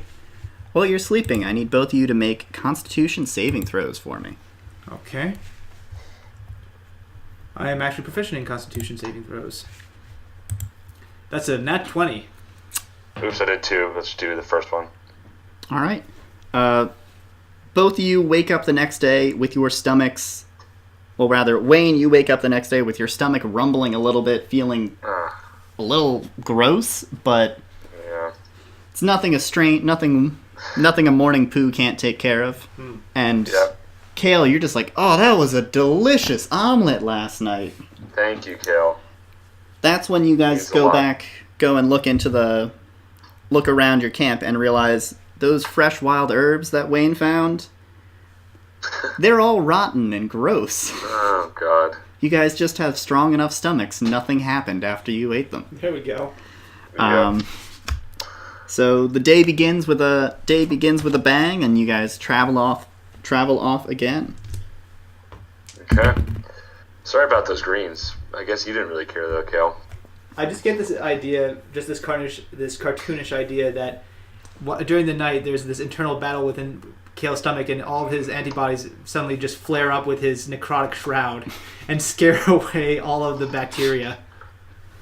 Yeah, they literally kill the bacteria inside of him. He's Yeah. like walking antibacterial. Hey, could you guys give me a quick 1 minute real quick? Yeah, no sure. problem. Quick I'll be pause. back in 1 minute, thanks. You want some water, dude, or anything? No, I'm good. All right. I might get... You know what? I'll bring you up a glass just in case Okay, you want it later. thanks. Because I could use one. All right. Yeah. We are back in. Let's do it. Oh yeah, so just as an example for making these boons and bane things, this one was an illness boon, and it was the thing that happened was something went off in the supplies. So from there, I decided, all right, you guys are gonna catch a disease or a sickness if you don't make a survival check or a constitution check. But since it was in the supplies, if someone was making the food for the night, they had a chance to notice that the stuff had gone off. Right. So that's what the survival check was for. Nice and simple. I thought I'd just share with you guys how I made that thing. Cool. So for the next day, you guys continue your standard pace travel. Early on in the day, you catch up with the tail end of the caravan for the Allfather's Hammer, and you kind of are overtaking them, going up towards the front to find aide de camp and the leader, so you can make your report. Do you want to spend some extra time with the Allfather's Hammer, or keep traveling down once you've made your report? Always nicer to travel with a group. Well, they're stopping here. Oh, then yeah, we probably head down. There's not much, and once again, Kayl still wants to get his left hand fixed. So Yeah. So you guys, you make the report real quick of what happened back at the lake, saying we think it should close on its own. That's what it looked like. Aide de camp's like, that's all you know? You guys like, yeah. And then it's fine. He communicates it to the leader. yeah, I mean, without further abilities, there wasn't any more we could do down there. Yeah, exactly correct. So actually, Kayl would say that because he would get a little offended at Aide de Camp's attitude about their report. Mm-hmm. Aide de Camp answers with great politic. He's like, I did not mean to offend. I expected greater from adventurers of your caliber. But I understand. You are quite correct. Without a specialist in gates, it is foolhardy to expect all the information we might want. He thanks you for your service. Asks if you are going to stick around, be able to continue helping out with setting up the new camp. Do you want to? How are you going to tell him that you guys are going to keep traveling on? We do know they sent us the message, right? And we received it. Which message from whom? From the message Kana. from Kana? Yeah, Saying you guys got that back before you guys started leaving. Right. He said we're expected in Far Eldrith. We do need to make haste down the road. All right. Aide de Camp says very well. If you have need of any aid, please come to us. We would love to pay back this service you've done to us. Kayl actually just remembered something. Mm-hmm. His axe still needs to be fixed. And his hand. Well, his axe, Yeah. but they would have the tools to fix his axe. So Kayl suddenly he pauses and then realizes, I'm sorry, we might need to take you up on that. Some of our equipment got worn down during our little venture. Mm-hmm. So while that's getting repaired, we would be happy to help out with whatever we can. But as soon as everything's in order, we would need to get back on the road. Yes, Aide de Camp says, of course. We'll fix that for you right away. Gives it off to like a underling who takes it immediately to one of the blacksmith areas. All right. that they're starting to set up. They work on that. They kind of he gets people to put together a little travel pack for you guys. Basically, it's all new rations, new supplies. That's nice. He replaces your hempen rope with silken rope. I like that. Oh. Just sort of like a mini upgrade on what you have. Right. Let's see here. What do I have in terms of rations? I've got 10 rations, so should I up that to... Well, we've been on the road for a few days, so it probably... You're probably down at like 15, halfway. at like 5 at this point, so up to like 15. Gotcha. And I'll put in hempen rope, or silken rope. Mm-hmm. And since one of his hands is out of commission, Kayl would just help the wagons unload, since he's strong enough to do most of that one-handed. He can stick the hand that doesn't move underneath it to support. And also, he's probably strong enough to carry most of the materials out just on one shoulder. But yeah, he'll do his part. Yeah. So the day passes pretty uneventfully while you're helping out. Aide de Camp comes to you after a couple hours, returns your axe to you, hands off the pack with fresh rations and all those extra bits. He'll also include like a free tabard for the Allfather's hammer. Just a nice little thing to show that you have some association with them. He trusts you guys enough not to spread bad word about them. Yeah. He looks a little concerned about its inclusion, but he tells you this is a gift from the leader. And you guys, do you want to head off right away? I think so. Best to get moving. I'm antsy. All right. Well, you're about to meet one of your fellow Kenku too, aren't you? One of my other Waynes? Yeah. Yeah. Oh gosh, I have no idea how that's going to go. There's another Wayne there. Yeah. Assimilate, and they just become one. Maybe I have no idea how that's going to go. I mean, we can figure that out when we get there. We don't even need to talk to each other. We just telepathically. Yeah. Oh yeah. I mean, you know the other Wayne's gonna be there. True. It could be that exactly. at this point, this Wayne just says goodbye, hands over the globe, and heads back for his ship. Maybe I should have sacrificed this Wayne's hand. It was an option, Yeah. that Yeah. I did not think about until after it happened. Yeah. But definitely Yeah. would have been a solid choice. Yeah. How many of me are there? In all, let's see. I used to have things written down somewhere. I don't anymore. It's alright. Let me roll for it. 9. What should I roll? No, I'm just gonna roll real quick. So Yeah. originally your flock was 12 wains strong, Wow.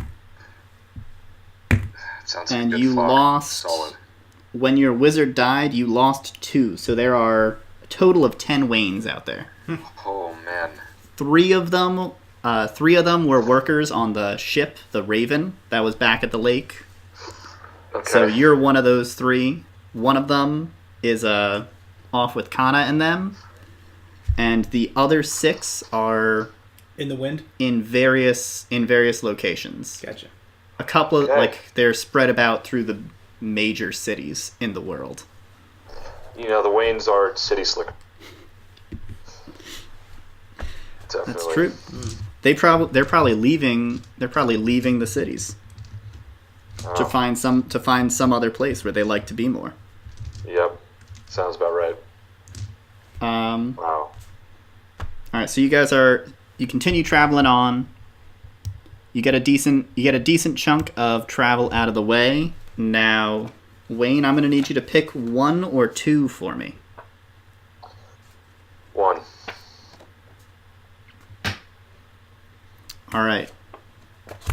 So, as you continue to travel down, you kind of hear during the day a loud rumbling noise. Up ahead, you see the last remnants of rain stopping up. It's finally cleared entirely, I hate rain. and you reach about this point. You can see the monument off in the distance, but you're not there yet. And Okay. the sort of mini old trade road you're on is completely swamped by another mudslide.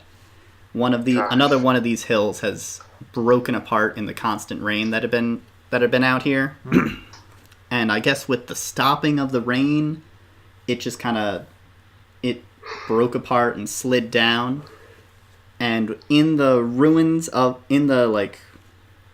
mud upon the road, you can actually see shattered pieces and bits of a caravan. Wow. Let's see. Is this the one that Kana and Cypress found? I wonder. When they were coming back from the Serpent Shrine. It's not in It's not in the wrong area for that. Well, either way, Kayl will want to investigate. All right, go ahead and make a perception check for me. Gotcha. You got 11. All right. And Wayne, if you can make a perception check for me as well. Alright.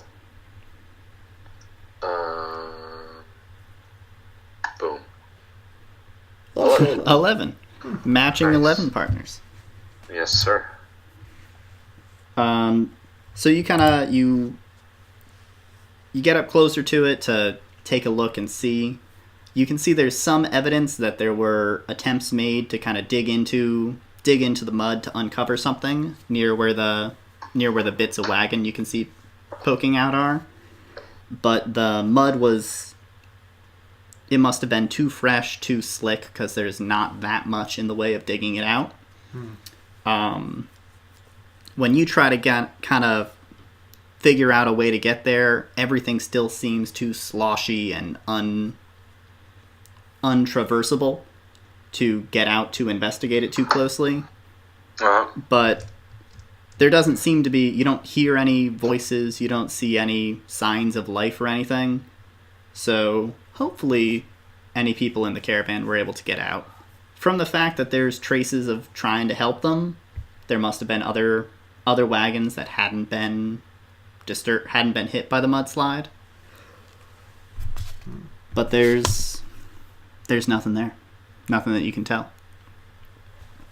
All right. No bodies or anything. No signs of people getting away.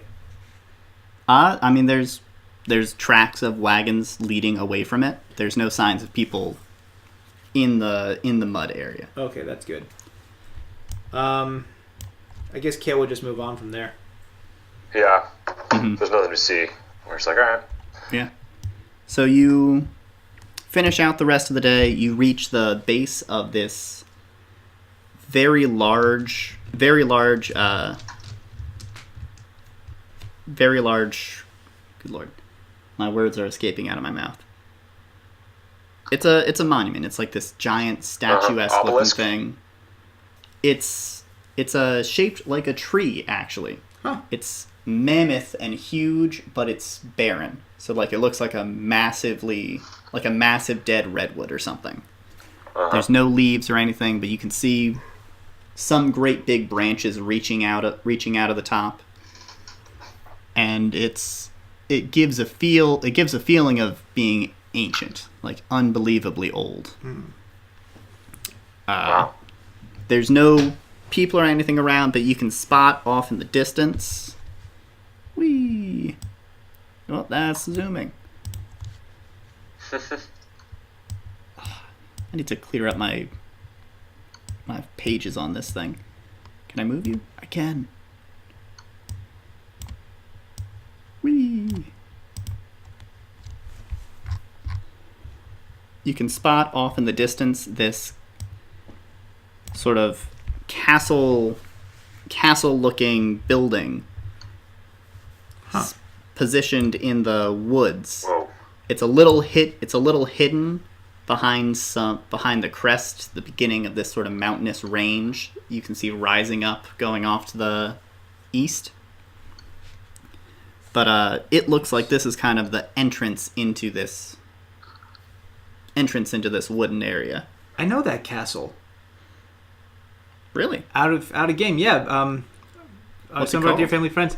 I think it's Nuremberg, but I have a 3D puzzle of it. Oh, cool. It has wow. that distinct red front entrance, Yeah. and also the castle, the roof, everything is the same that I remember. Even the little walkway up to the main keep. Awesome. I just grabbed it Chris, I'm because it actually had doing kind of that a wall 3D there. puzzle right now too. Oh yeah, Of the Empire State Building. nice. It's not Pretty easy. cool. I wouldn't imagine. It's not easy.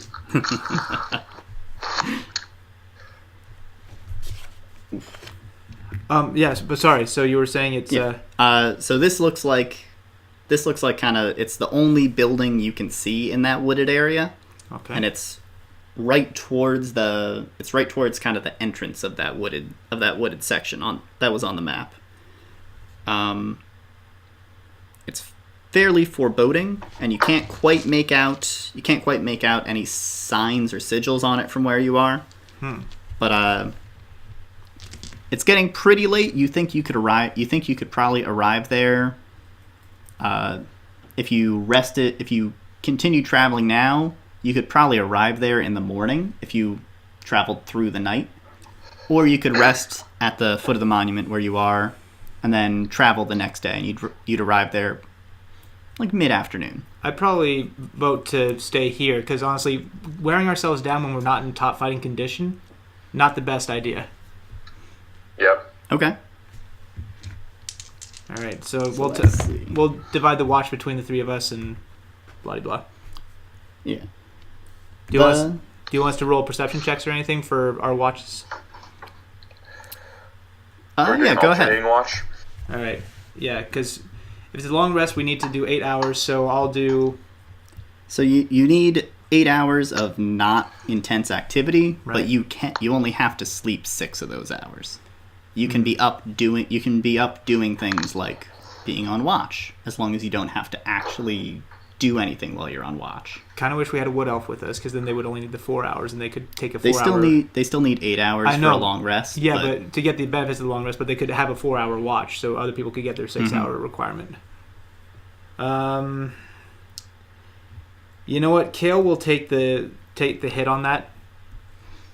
Okay, so he'll give up having a full long rest. Yeah. Okay. So Tur and Wayne get to have their full long rests. They rest nice and snugly. Could you give me a perception check for your watch? Sure thing. Additionally, also, I guess since Kayl would have to technically be taking a short rest, he would probably burn 1 hit die. I'm guessing our hit dice are back up to max at the beginning of this, or yeah, you recover half your hit dice during a long rest, and we had one before the night before, so I will go down to 4 hit dice, and I roll a 1d10, correct? Mm-hmm. Plus your con modifier. There you go. So you gain back 11 health. All right. So I am back. Nice. I am back up to 39. Also, not bleeding profusely from the tip of my finger. So. Well, remember, it got turned to stone. I know, exactly. That's another thing that's good. One of the big benefits. Yeah. So yeah, Kayl is just feeling tired, but he's managed to give himself enough of a rest. He got enough sleep to be able to at least recover some of his health when Wayne and Tur took their watches. And I'm sorry, I didn't roll my perception, did I? Yeah. 12. All right. Nice. So during your, so let's see. So probably Wayne's probably going to have the first watch. You're going to have a long watch in the middle, and then Tur is going to have a short watch, probably. That's how I'd guess it would go. So, Wayne, if you could roll perception for me as well. Okay.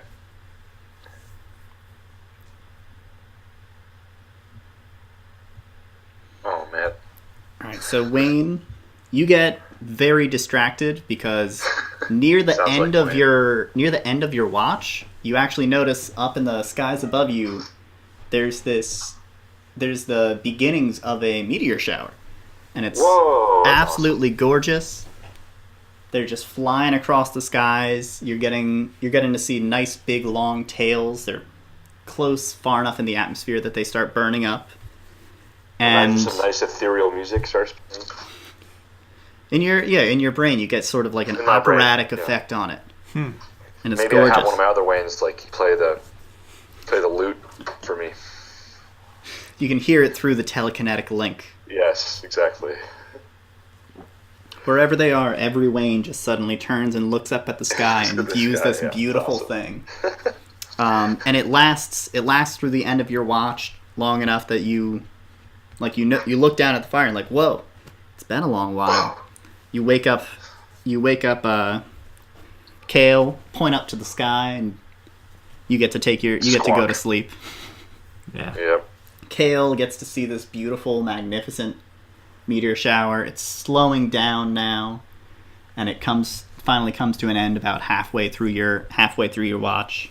That's when you realize, like, oh, I have not been paying great attention. Is the meteor shower significant at all?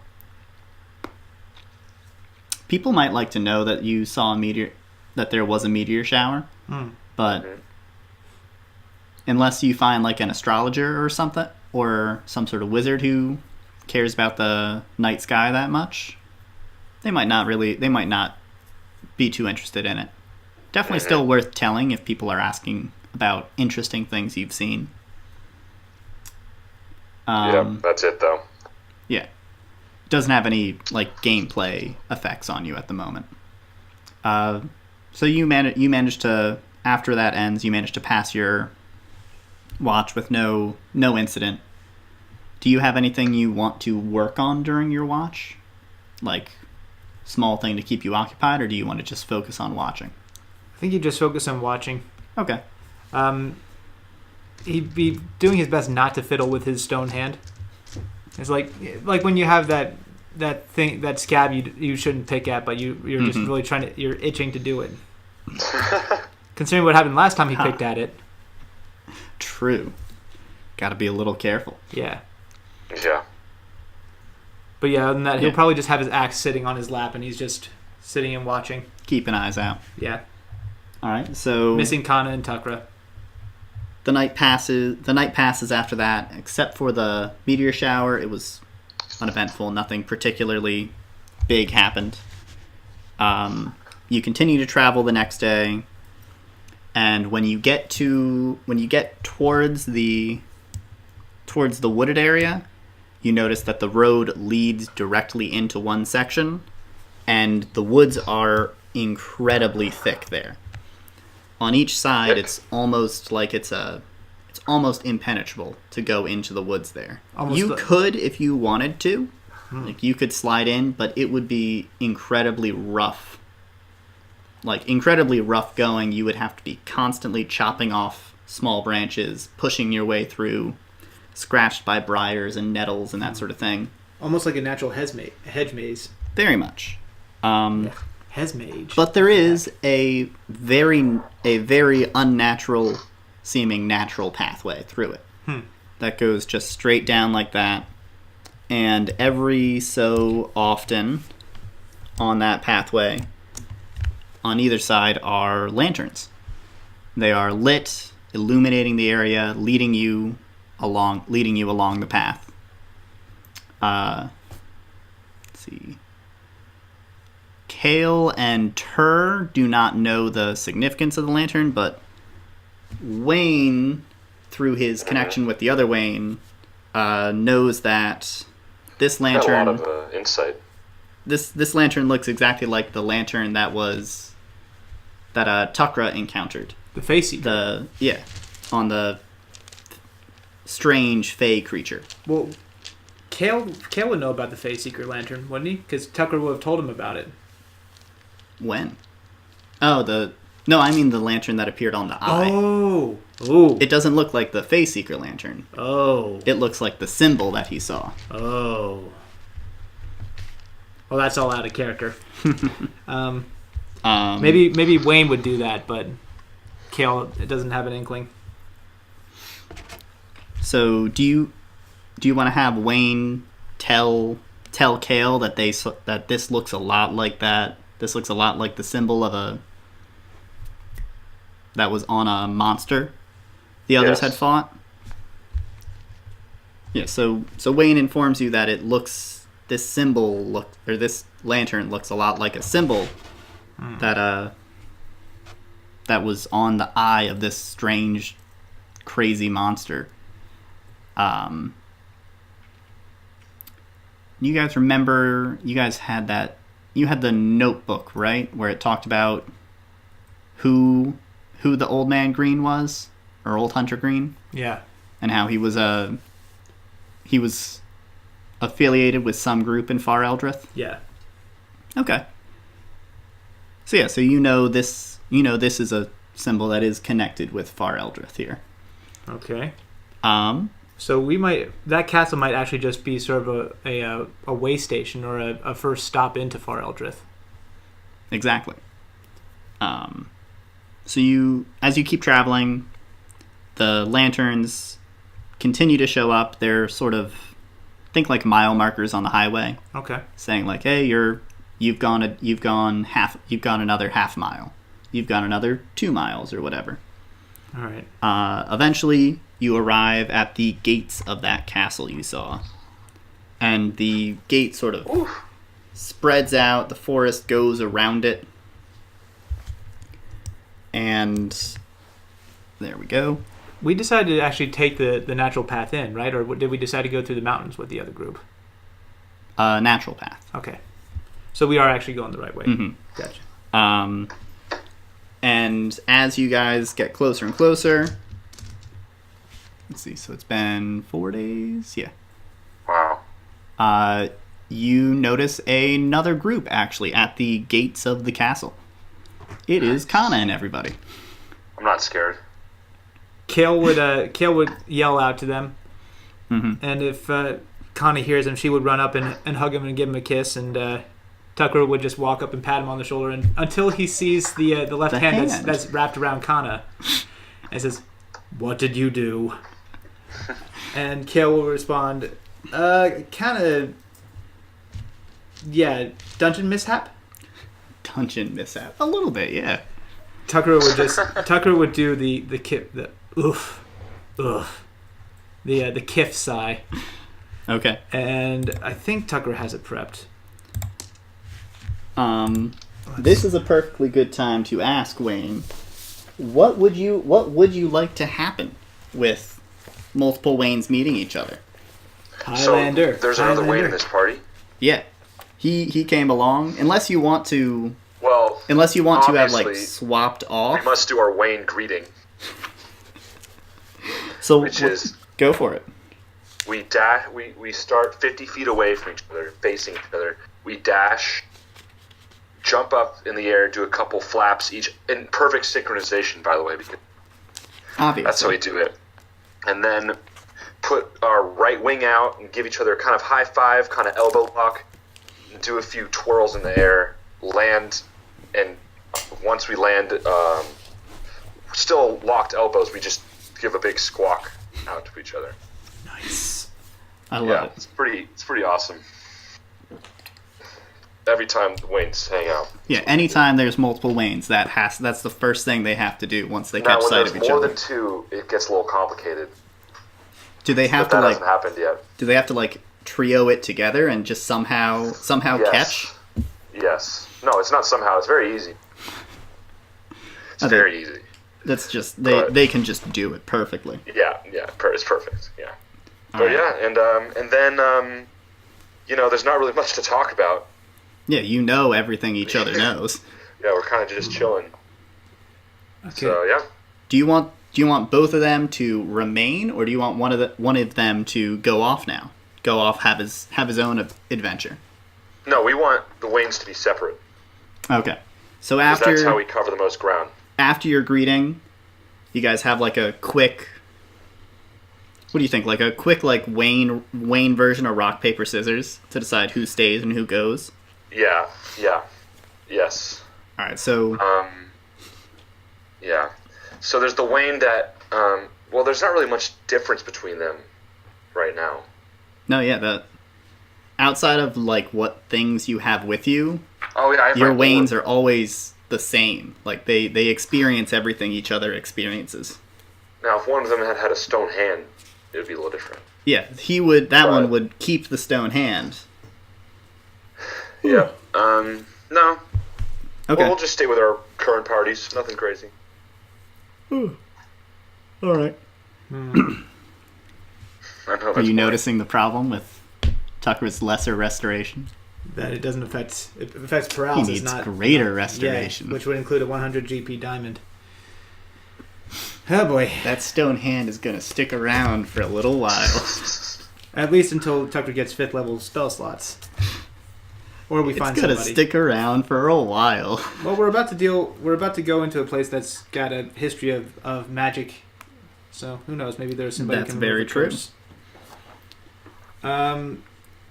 All right. So the Waynes decide, and does the Wayne who departs, the Wayne that stays keeps the hover globe, right? Or the hover? Yeah, the drift globe Yeah, stays with the group.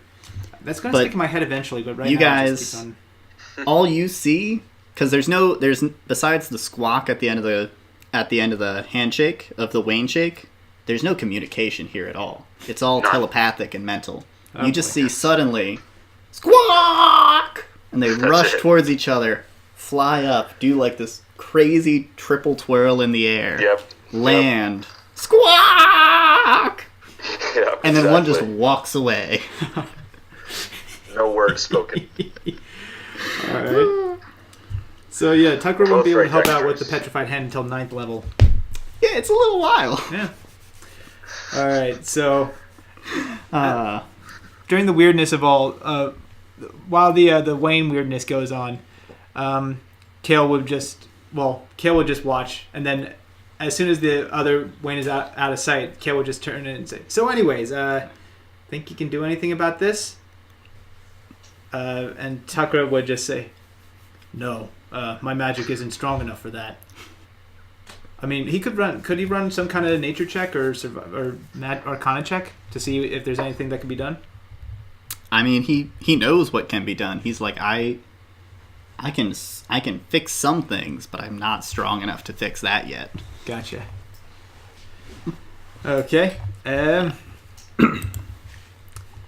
I guess Kayl's gonna have to deal with having a stone hand for a while. It's gonna be okay. You'll have chances probably to fix it. Yeah, Probably. hopefully. Maybe. All right, so you're all together again, big group, and you're at the castle gates. There are 2 sets of guards. There's one that's like inside the gates and one that's standing outside the gates. All of them have tabard on, has a stylized version of that same lantern you saw. And as you, Kana and everyone informs Tukra that they had just arrived, and the guards sort of stood out and declared, "State your business with the realm of Far Eldrith." That's when you guys showed up. And what should you say?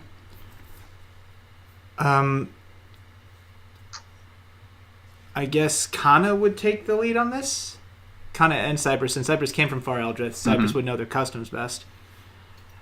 And she's not a day drunk, or not yet at least. Soon Yeah. she will be. But yeah, she's got enough decorum to be able to help out with this, I think.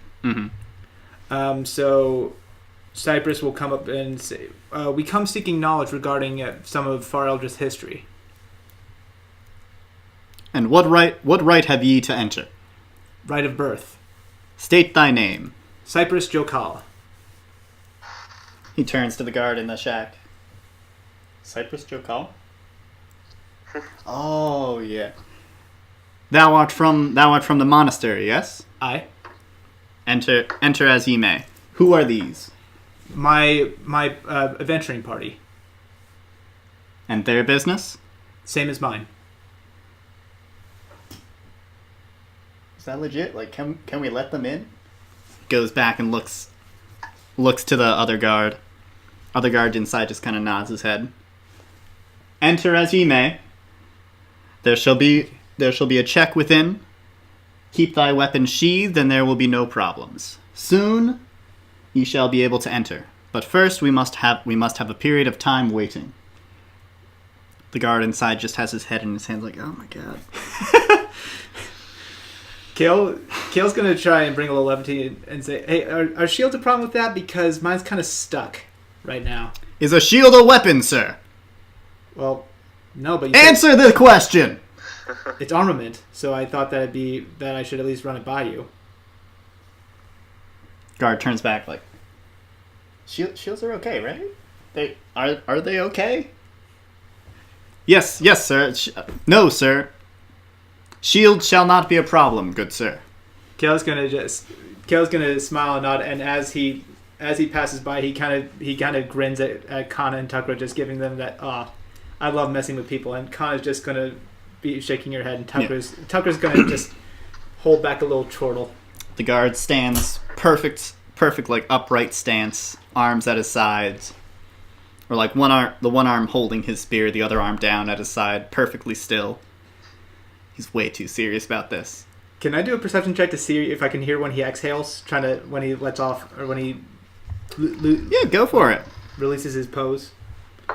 Okay, for Kayl, perception, that is a 20. All right. Where was that back in the Nice. temple? Could have used it. Eh. So you guys kind of move through the gate. The other guard's very casually saying, welcome to Far Eldrith. As the other guard said, please keep your weapon sheathed. This is our border area. We have just this one border keep. We don't really need more. You I don't saw. need a weapon. All I have is my fists. Well, that's not scary at all. So Please keep your fists unfisted. I guess, Unfisted. like keep Open. them loose. Open Like, palms. yeah, as long as you don't hurt people, it's not going to be a problem. Just don't, please don't make an issue. We're very small. You have a lot of people. I'm training the new guy.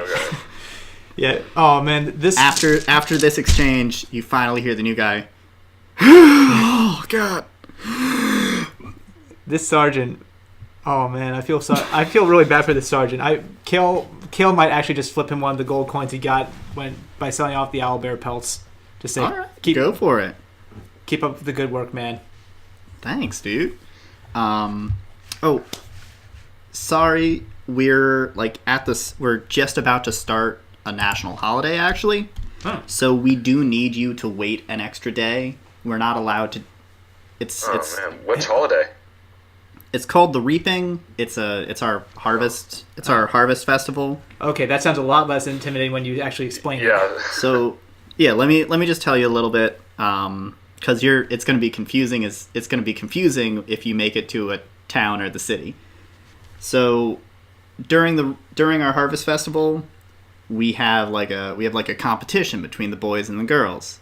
For the month up to the reaping, they kind of separate and they train, and they're going to have a sort of like a game of manhunt would be the best way I could describe it.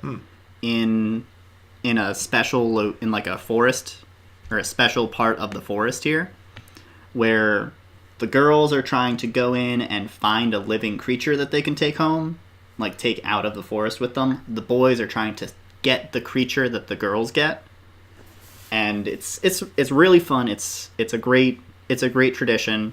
The real reason for it is we're teaching them like wilderness survival skills and that sort of stuff. But we turn it into like a game, and it's fun. But we're not allowed to take any visitors for that month leading up to the reaping. So you can't enter the country until tomorrow. All right. There we go. And Cypress, But you can spend the night here in the border fort. It's no problem. Kayl's gonna pipe up. Do you happen to would an apothecary be available though to maybe help with a case of petrification? The guard's mouth like opens like, what? How'd just your hand get petrified? He's I guess he'll roll a deception on this. I partially fell into a pool of liquid. Turned out that it actually was like Gorgon spit or something. I mean, that's not that far from what actually happened.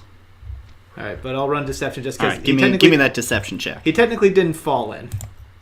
14. All right, he is a little bit.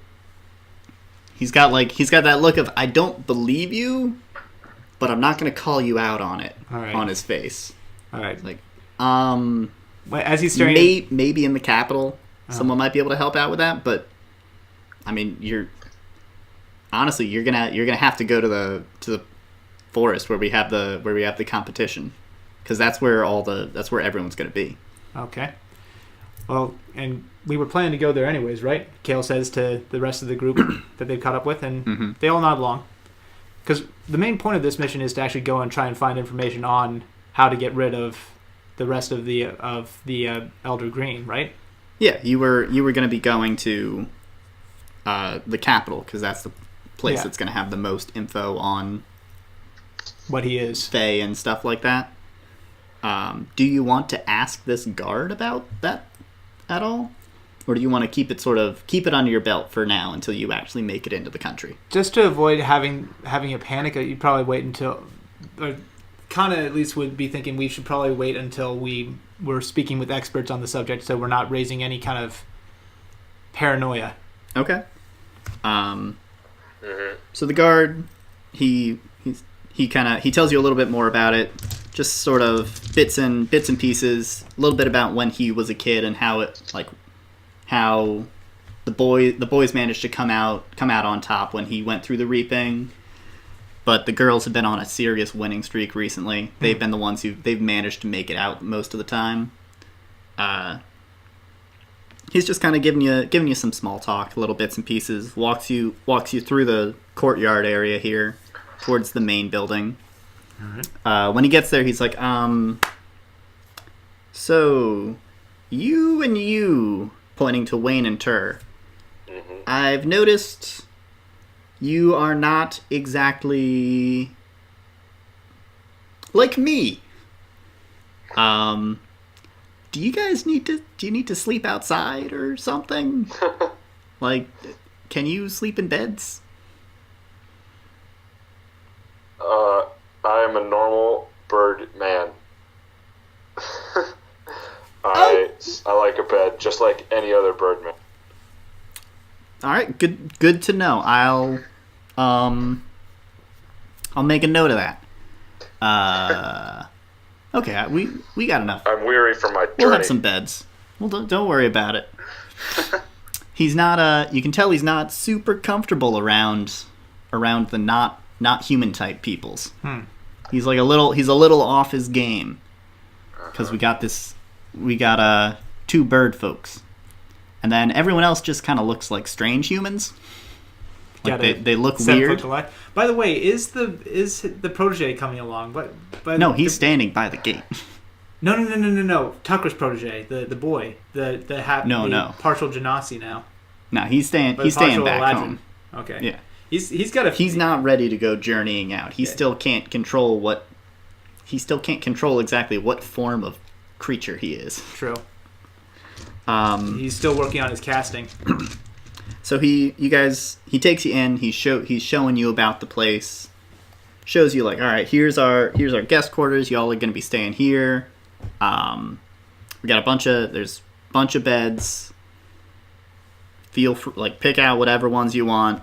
It's perfectly safe here. This is one of the safest forts in the country. You don't have to worry about any monsters getting in. You guys look hungry. Are you hungry? Pretty hungry. All right. I'm hungry.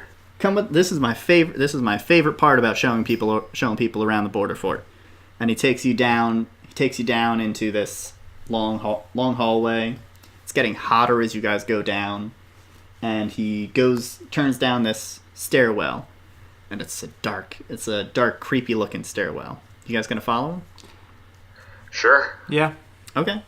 Party keeps going down with him. It's getting hotter and hotter as you go down. Finally, light starts to flare up from the bottom. You can see there's definitely a bunch of fires down there. All right. He hollers in, "Hey, is it ready yet? There's a bunch of people here. Can we come in?" You can hear a real quiet voice. Yeah, you can come in. Feel free. It's ready. He leads you in, and there's a very young boy in the middle of a huge, burning hot kitchen. It is sweltering in here. You're all sweating grossly. And the boy's like, "Hi, I'm the cook. Does anyone have food they can't eat? Anybody?" I can't No. eat fish. Okay, no fish.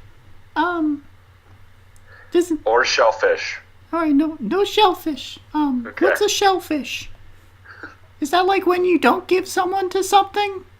Yes. Like you want to keep it all for yourself? No, shellfish, as in, and I guess Tucker at this point would chime in. Mm-hmm. No, shellfish it's a type of aquatic creature that actually forms a shell around its meat, What's aquatic? living in the water. Well, it doesn't sound like gravity problems then. Wait, isn't that just a fish? Yes, but these ones don't have scales or anything. They have shells on the outside. Oh, that's why they're called shellfish. I get it. Okay.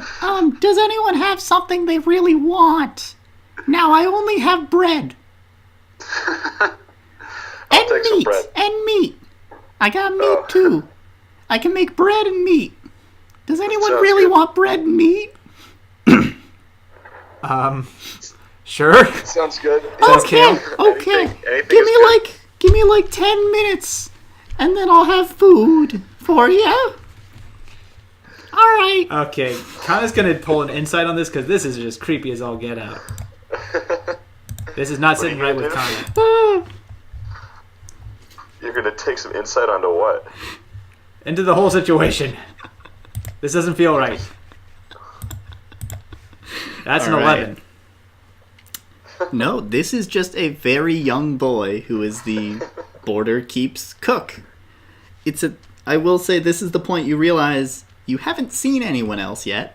Yeah. It's been the new guy, the sergeant, and the young boy. Yeah. That's it. Also something that's been niggling at the back of my mind. So the guard's like, all right, come on up. I'll show. He said 10 minutes. That usually means 5 minutes. Let's go to the dining hall. He'll probably be up soon enough. When he said bread and meat, bread in his mind means anything with dough. Like anything at all that has dough, he calls it bread. We talking a pie, he calls it bread. We talking right. like beef Wellington, he calls it bread. Ooh, I like beef Wellingtons. So I'm not sure what's going to come out. But he said meat this time too, which is really good. Usually he says bread and vegetables. Where do you? What kind of livestock do you keep? Says Kana. I mean, we don't really have area to keep livestock. So where do you get your meats? You saw the forest, right? Yeah, you hunt it. Yeah, there's there's tons of game around here. I saw the forest that was too thick to even walk through. Oh, that's just the entrance. That's been like that forever. Once you get past the border keep, it opens up to normal forest. I mean, I haven't been outside the country, so I don't really know what normal forest is. But it's not like it's not like the barrier wall. I don't know what the normal forest looks like either, even though I do because I have 9 other Waynes. Yeah. But for some reason, it's escaping me right now. All right, Kana will accept that answer, but she's gonna keep an eye out because she's not liking this. So he takes you up to this very large dining hall area. It could easily accommodate like 100 people, 150 people at tables eating. And it's empty? It's empty. There is one other person besides the guard. He's like, "Honey, I thought you were here. Where have you been?" It's a woman roughly his age, a little bit younger. And he's like a mid-40s-ish, I'd say. Okay. She turns around and says, "It's dinner time, isn't it? Where else would I be? Is the boy bringing food up yet?" And he's like, "Yeah, I just checked on him. We have guests. You should put on your domestic face." And she's like, "What are you talking about?" "Oh, those people." Okay. Now she waves. So like, "Hey, welcome. It's been a long time since we've had any guests at the border keep." Wait. How long? It's been like, I don't know. We haven't been allowed to let anyone in for the past... Hey! It's almost time. It's tomorrow, right? We're finally allowed to let people in tomorrow? Mm-hmm. Husband says, "Yeah." She's like, "Yeah, it's been like 2 years since anyone's come here." Whoa. Guy's like, "Well, people don't come to visit that often, and people don't leave."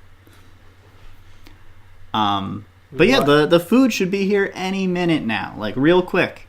"Do you have any plates set, honey?" The woman looks around and is like, "I had 2.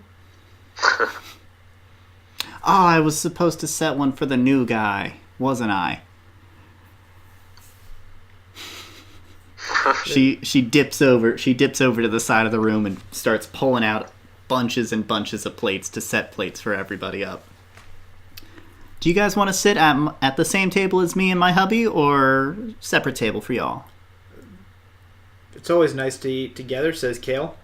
He's become nearly as well. He would be as suspicious as Kana, but Kana's she's nearly over the edge right now, just in terms of this is wrong, this is off. Something is definitely not right here. Wayne does not feel any of that. Wayne feels fine. Yeah. So she's like, "Oh, all Wayne's together? hungry. Fantastic." She points over at Wayne and Tur.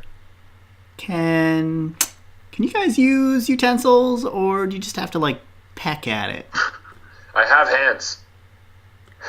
Can Tucker run an insight check? On what?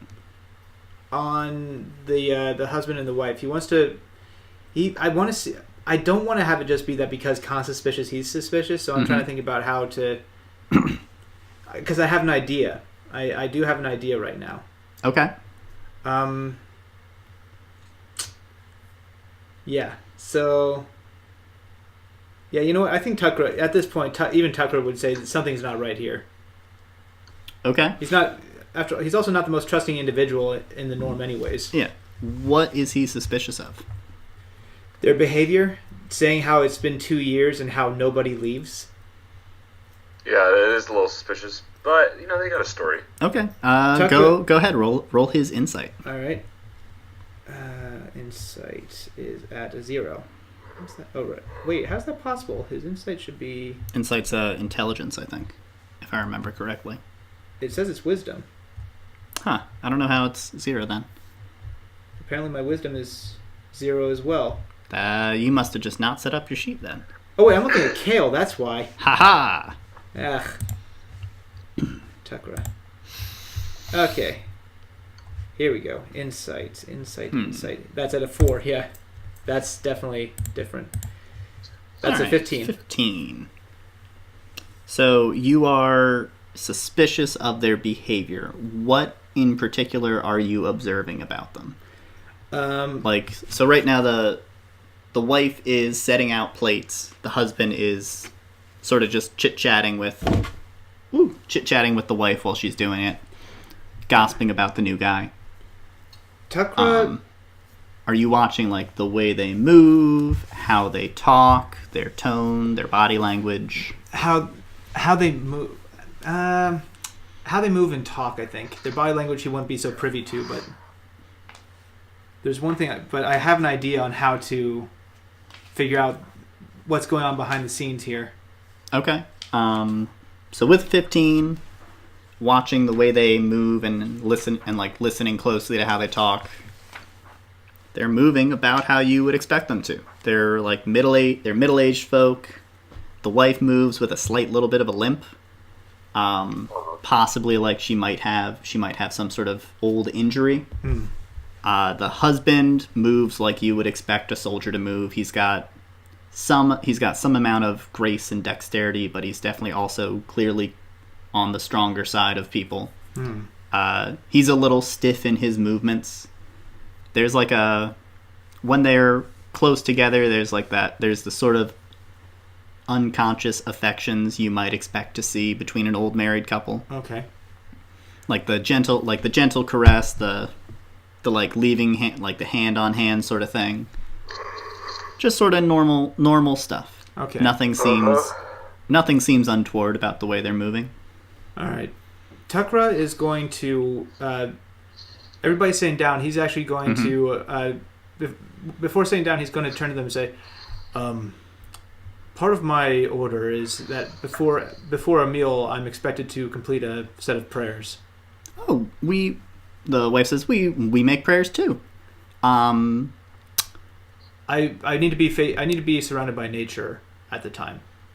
I mean, did you see the outside of the castle? I was hoping to ask if you would excuse me to go and complete my prayers before returning for a meal. Yeah, go for it. The food's not even here yet, but he should be here real soon. Okay. Like, give it a minute. You might run into him while you're going out. Wonderful. Do you remember how to get outside? Yes, thank you. He's an outlander, so he has a good sense. He's got a good map. Okay, well, we'll do our grace here. You go do your grace. Come on, when you come on back, I bet we'll be eating. Thank you. And Tucker's going to walk outside, and he is going to, in case anybody's watching, he's going to sit in a kneeling position, sort of Seiza style. Okay. And go through the actions and the motions to complete the spell. Speak with plants. Okay. So once he's done that, he's going to reach out to the surrounding trees and say, "Hello." Let me look at Speak with Plants. Also, we are going to be wrapping this up pretty soon. Yeah. I figure once we finish dinner, you guys will go to sleep for the night, and that's where we'll call it. Yeah. Okay, sounds good. At this point, I'm just curious whether or not we should even eat the food. There is another spell I think Tucker has access to that would have been solid choice to do here. Wow. Third, I forgot that's third level. Yeah. Limited sentience, animation, communicate with you, follow simple commands.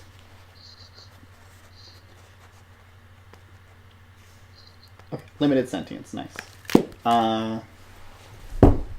The plants sort of gently drift up and down in a waving sort of greeting manner. Do you all find the humans here odd? That's a difficult question. Do you The plants wave up and down in a greeting in like a confirmatory manner. Have they ever acted with malice towards other humans, other sentients? Again, up and down, nodding sort of response. Can you tell me what they do?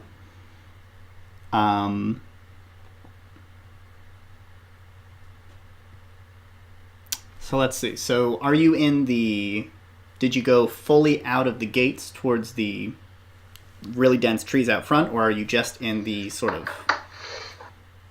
In the general area of the front yeah. area? Like the garden type area, I guess. Yeah, the garden. Well, the idea is to be around the plants that would actually experience if there's any malcontent that these humans commit against others, the garden would know, because for all I know, I'm kneeling on top of somebody's body. So in the garden, there are a few trees that are like very large, so they'd be very old trees. There are a few smaller shrubs and things that would be younger plants, the sort of thing where like it's an undergrowth thing, so it lives and grows and gets bigger and then dies, gets pruned, regrows over time. You notice two distinct sorts of... Well, first off, the plants respond with a variety of motions and intents, and like you can sort of understand each one. Mm-hmm. But overall, you notice the older plants have more of a sort of attacking... They're the only one... The trees are the only ones that have any sort of hostile-seeming actions. Let's get rid of that. So, like, they have, like, stabbing motions, slashing motions, along with the same motions as the younger plants. The younger plants have sort of, like, whispering to one another, sort of laughing sort of motions. Those are the two main sorts of things. So you can interpret that as the humans here have done violence to other humans. They've also done sort of mocking to other humans. They've done this whispering to each other, and then the other humans seemed unhappy. Right. Does that apply to the humans who currently live here?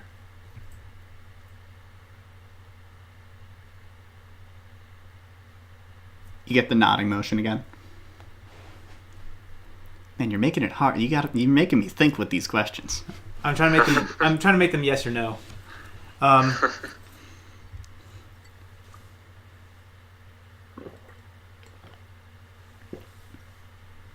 was told people never leave here.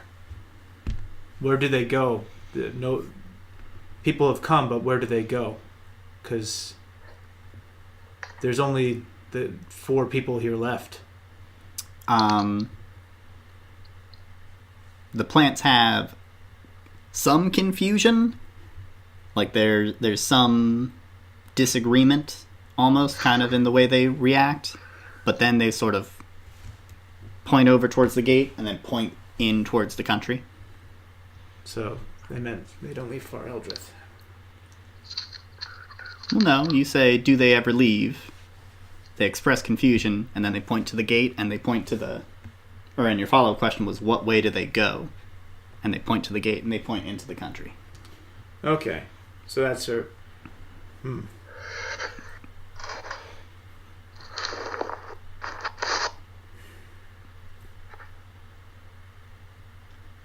Alright, Tucker's gonna bring out the question that's been nagging at him since the...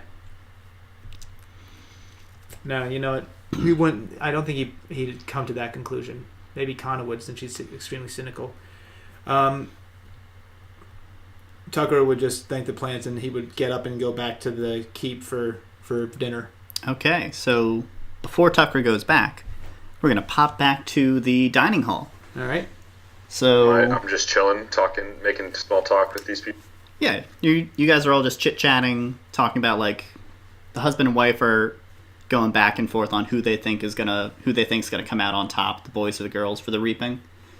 And the little boy comes in. He's bearing this comically oversized platter, and it has a whole suckling boar on it. He's like, the bread'll be back when I'll be bread soon. And he puts it down in front of y'all, shoves like a big fork in it, and slaps a big knife into it.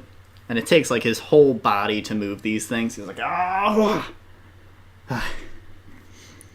okay. And he goes back out the hall. The husband and wife are like, finally. All right.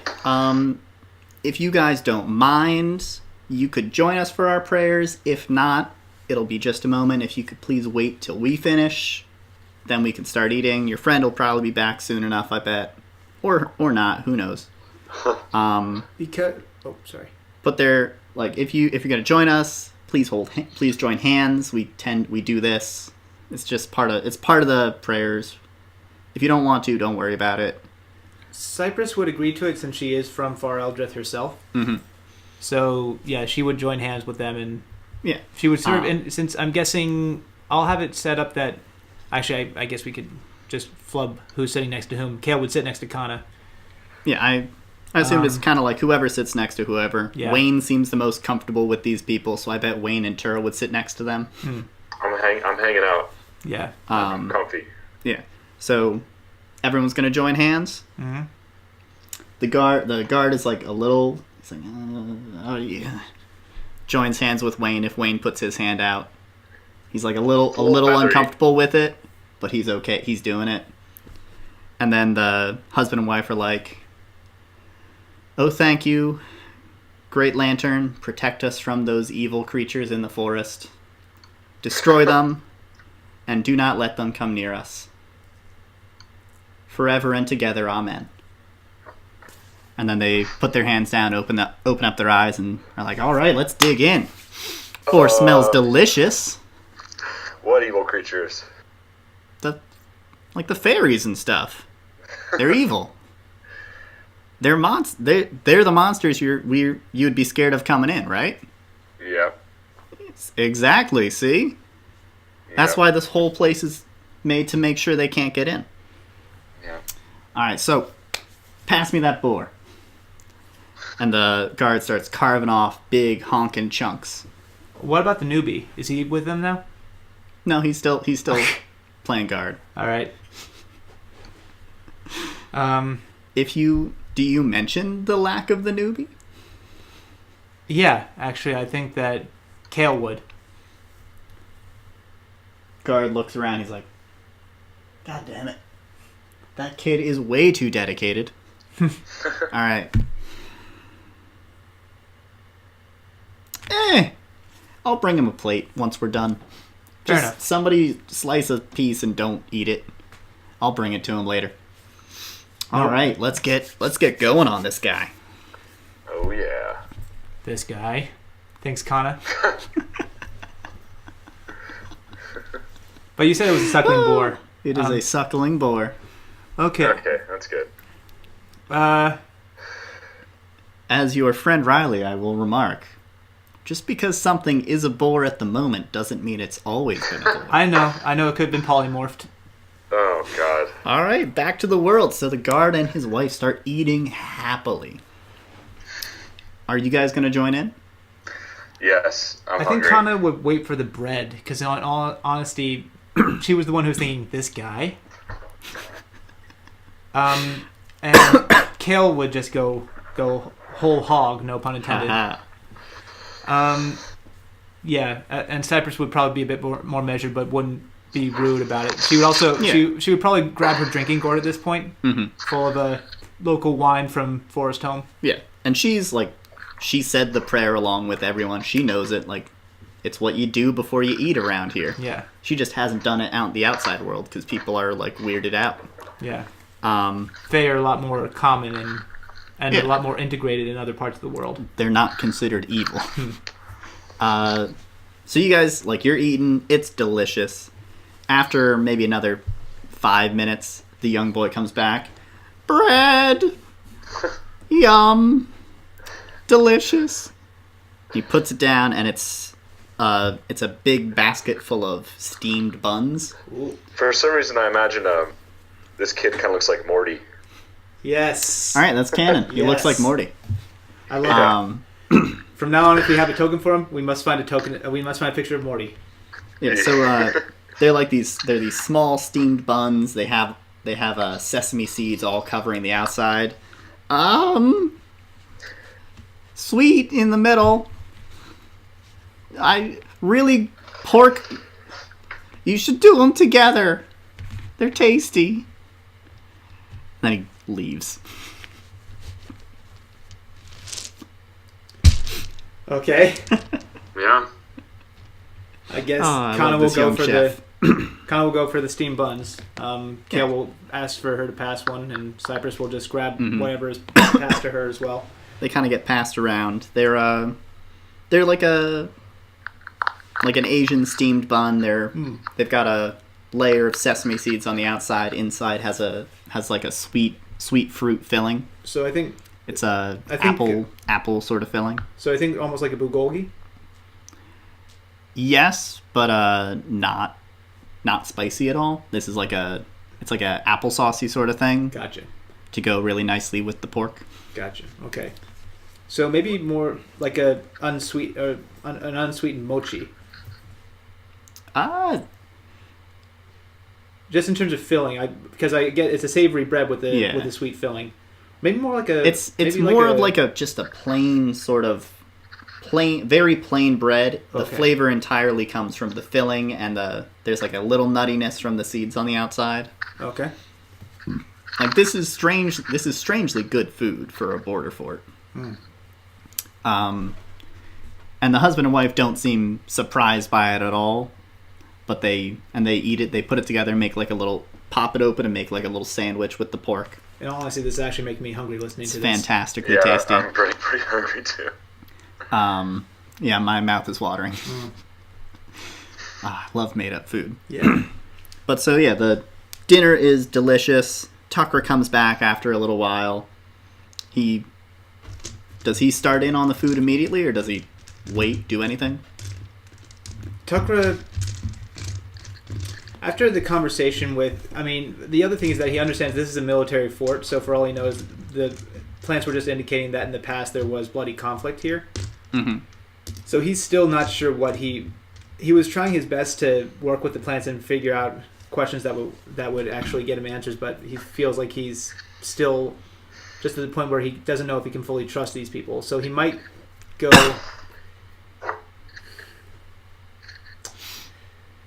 He did not say he had any food allergies, so he can't exactly deny any of the food they offered. True. So Tucker is going to. He will partake. Okay. But I think if they ever get some time to themselves, he might cast protection from poison on himself, just in case they drug the food. Gotcha. Oh yeah, and Tur is wearing the periaptive proof against poison, correct? Yes. Actually, you know what? Tucker might have done that as he was coming back from his prayers. He cast it before eating? Yeah. Okay. Alright, so you guys have your dinner. Pleasant conversation again. Time passes. Starts to get dark outside. The guard finally takes a plate out or actually he doesn't even take the plate out. He just goes and gets the new guy in. Okay, so the new guy is alive. Yeah. Good. New guy comes in. He's like stands at attention once he notices. Like you can see him walking very casually, and then as soon as he gets in and notices you guys, he immediately forms up into like parade stance. All right. Stops moving. You can hear him take that big breath in to hold it in and like puff out his chest.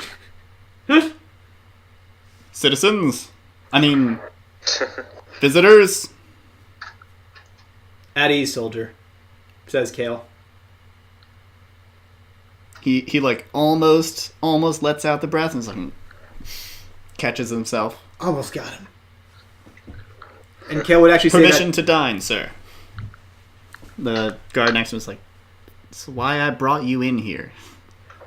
Relax. These are our first guests in 2 years. Ish. And, like, don't worry about it. They'll leave tomorrow.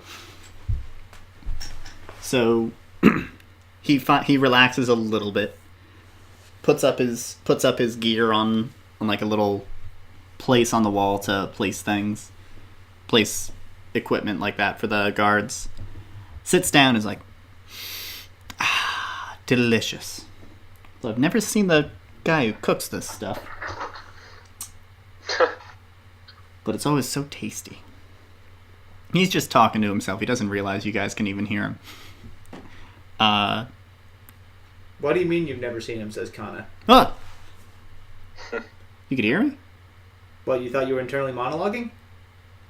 No. I'll take that as a yes. Yes, we could hear you. Damn says it. Kana. You could hear me again. This time he was internal monologuing, but Kana just got it right. Well, yeah, the captain hasn't shown me him yet. I didn't get a tour of the castle. I've just been guarding the gate. When do I get a tour of the castle, Captain? The other guard, like, looks over at you, cracks a bit of a smile. Eventually, son. Once you've earned it, I'll show you everything. Kayl's just grinning at this. The wife is like, you didn't show him yet? That was supposed to be his second day. He's been here 1.5 years. And Kayl just breaks out in laughter. He can't stop himself. But while he's laughing, he starts crying. He says, "I'm sorry, I'm not laughing at you, man." And he's laughing at the new guy started laughing like in very uncomfortably and like ha ha, yeah, that was really funny. Yeah. I'm laughing at the prank, not you. I'm laughing at the prank. What prank? Him not giving you the tour. Captain? The guard is just like, perhaps you've earned it. I'll show you tomorrow, son. I mean, don't worry. I thought the cat was out of the bag considering the wife just said that. You're overestimating this new guard quite a bit. Oh, good point. But how low is this guy's perception score? Is it in the negative? I don't know. You might say that. Okay. So perception is based on wisdom. He's the newbie, so that makes sense. So you guys you've all had a good laugh. It's getting late now. Tuckra, I'm sure once you've cleared out and you guys have gone back to the visitors' quarters, I'm sure he'll share the information, however conflicting and confusing it is. He tells the tale. You have to have the tale told. Yeah, and I'm sure, you guys kind of set up. Do you want to set up any watches? Or is anybody going to stay up during the night to keep an eye out on things? Tuckra might... Can his Lehman's tiny hut effect just become a room within a room? Oh yeah. He's wearing the vest of the vest of safe haven or whatever. Whatever we call it. He's wearing the special thing. Yeah, he can shape his hut to be whatever shape he wants. Then he might actually make it so that it doesn't seem intrusive. It actually just fills in the room that they're staying in. Just like makes a cube to cover the room. But that way he can control the space and also control the door. Oh yeah, no problem at all. You can do that. Cool. So you cast that. Lasts for 8 hours. Takes a spell slot. Who do you want to be the master of the house? Kana, as per the norm. Okay. Because she also probably has the best sense of internal decoration out of any of them. Oh yeah, and I would also assume Kana makes it match exactly the internal of the room. Exactly. To be like, yep, no one can tell this is not the room we're in. Yep. Maybe a little bit more compact just because he has to fill in a little bit, but yeah. All right, so you guys are protected by this impenetrable shell for 8 hours from the time you cast that. Does anyone want to stay up and keep a watch through the hut? Kayl's working through a point of exhaustion, isn't he? Because he didn't get a long rest the night before. So Wayne... Yes.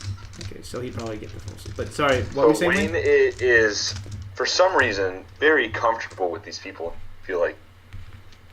But if Kayl really is feeling worried, Wayne can stay up for a few hours. Well, Kayl's just too tired to really care. It's Kana who would definitely appreciate Wayne helping him with the watch because she's going to do the same. Okay. So, yeah, go I ahead. had a big rest last night. All right, so you guys are going to have two watches, or two folks to do like full night watch. Yeah. Very safe. You're in a safe dome. I think that's a great place to call it a night. All right. We'll find out if your suspicions are correct or not next time on Tavern Tales. Thank you all for watching. Have a good night, y'all. Squawk.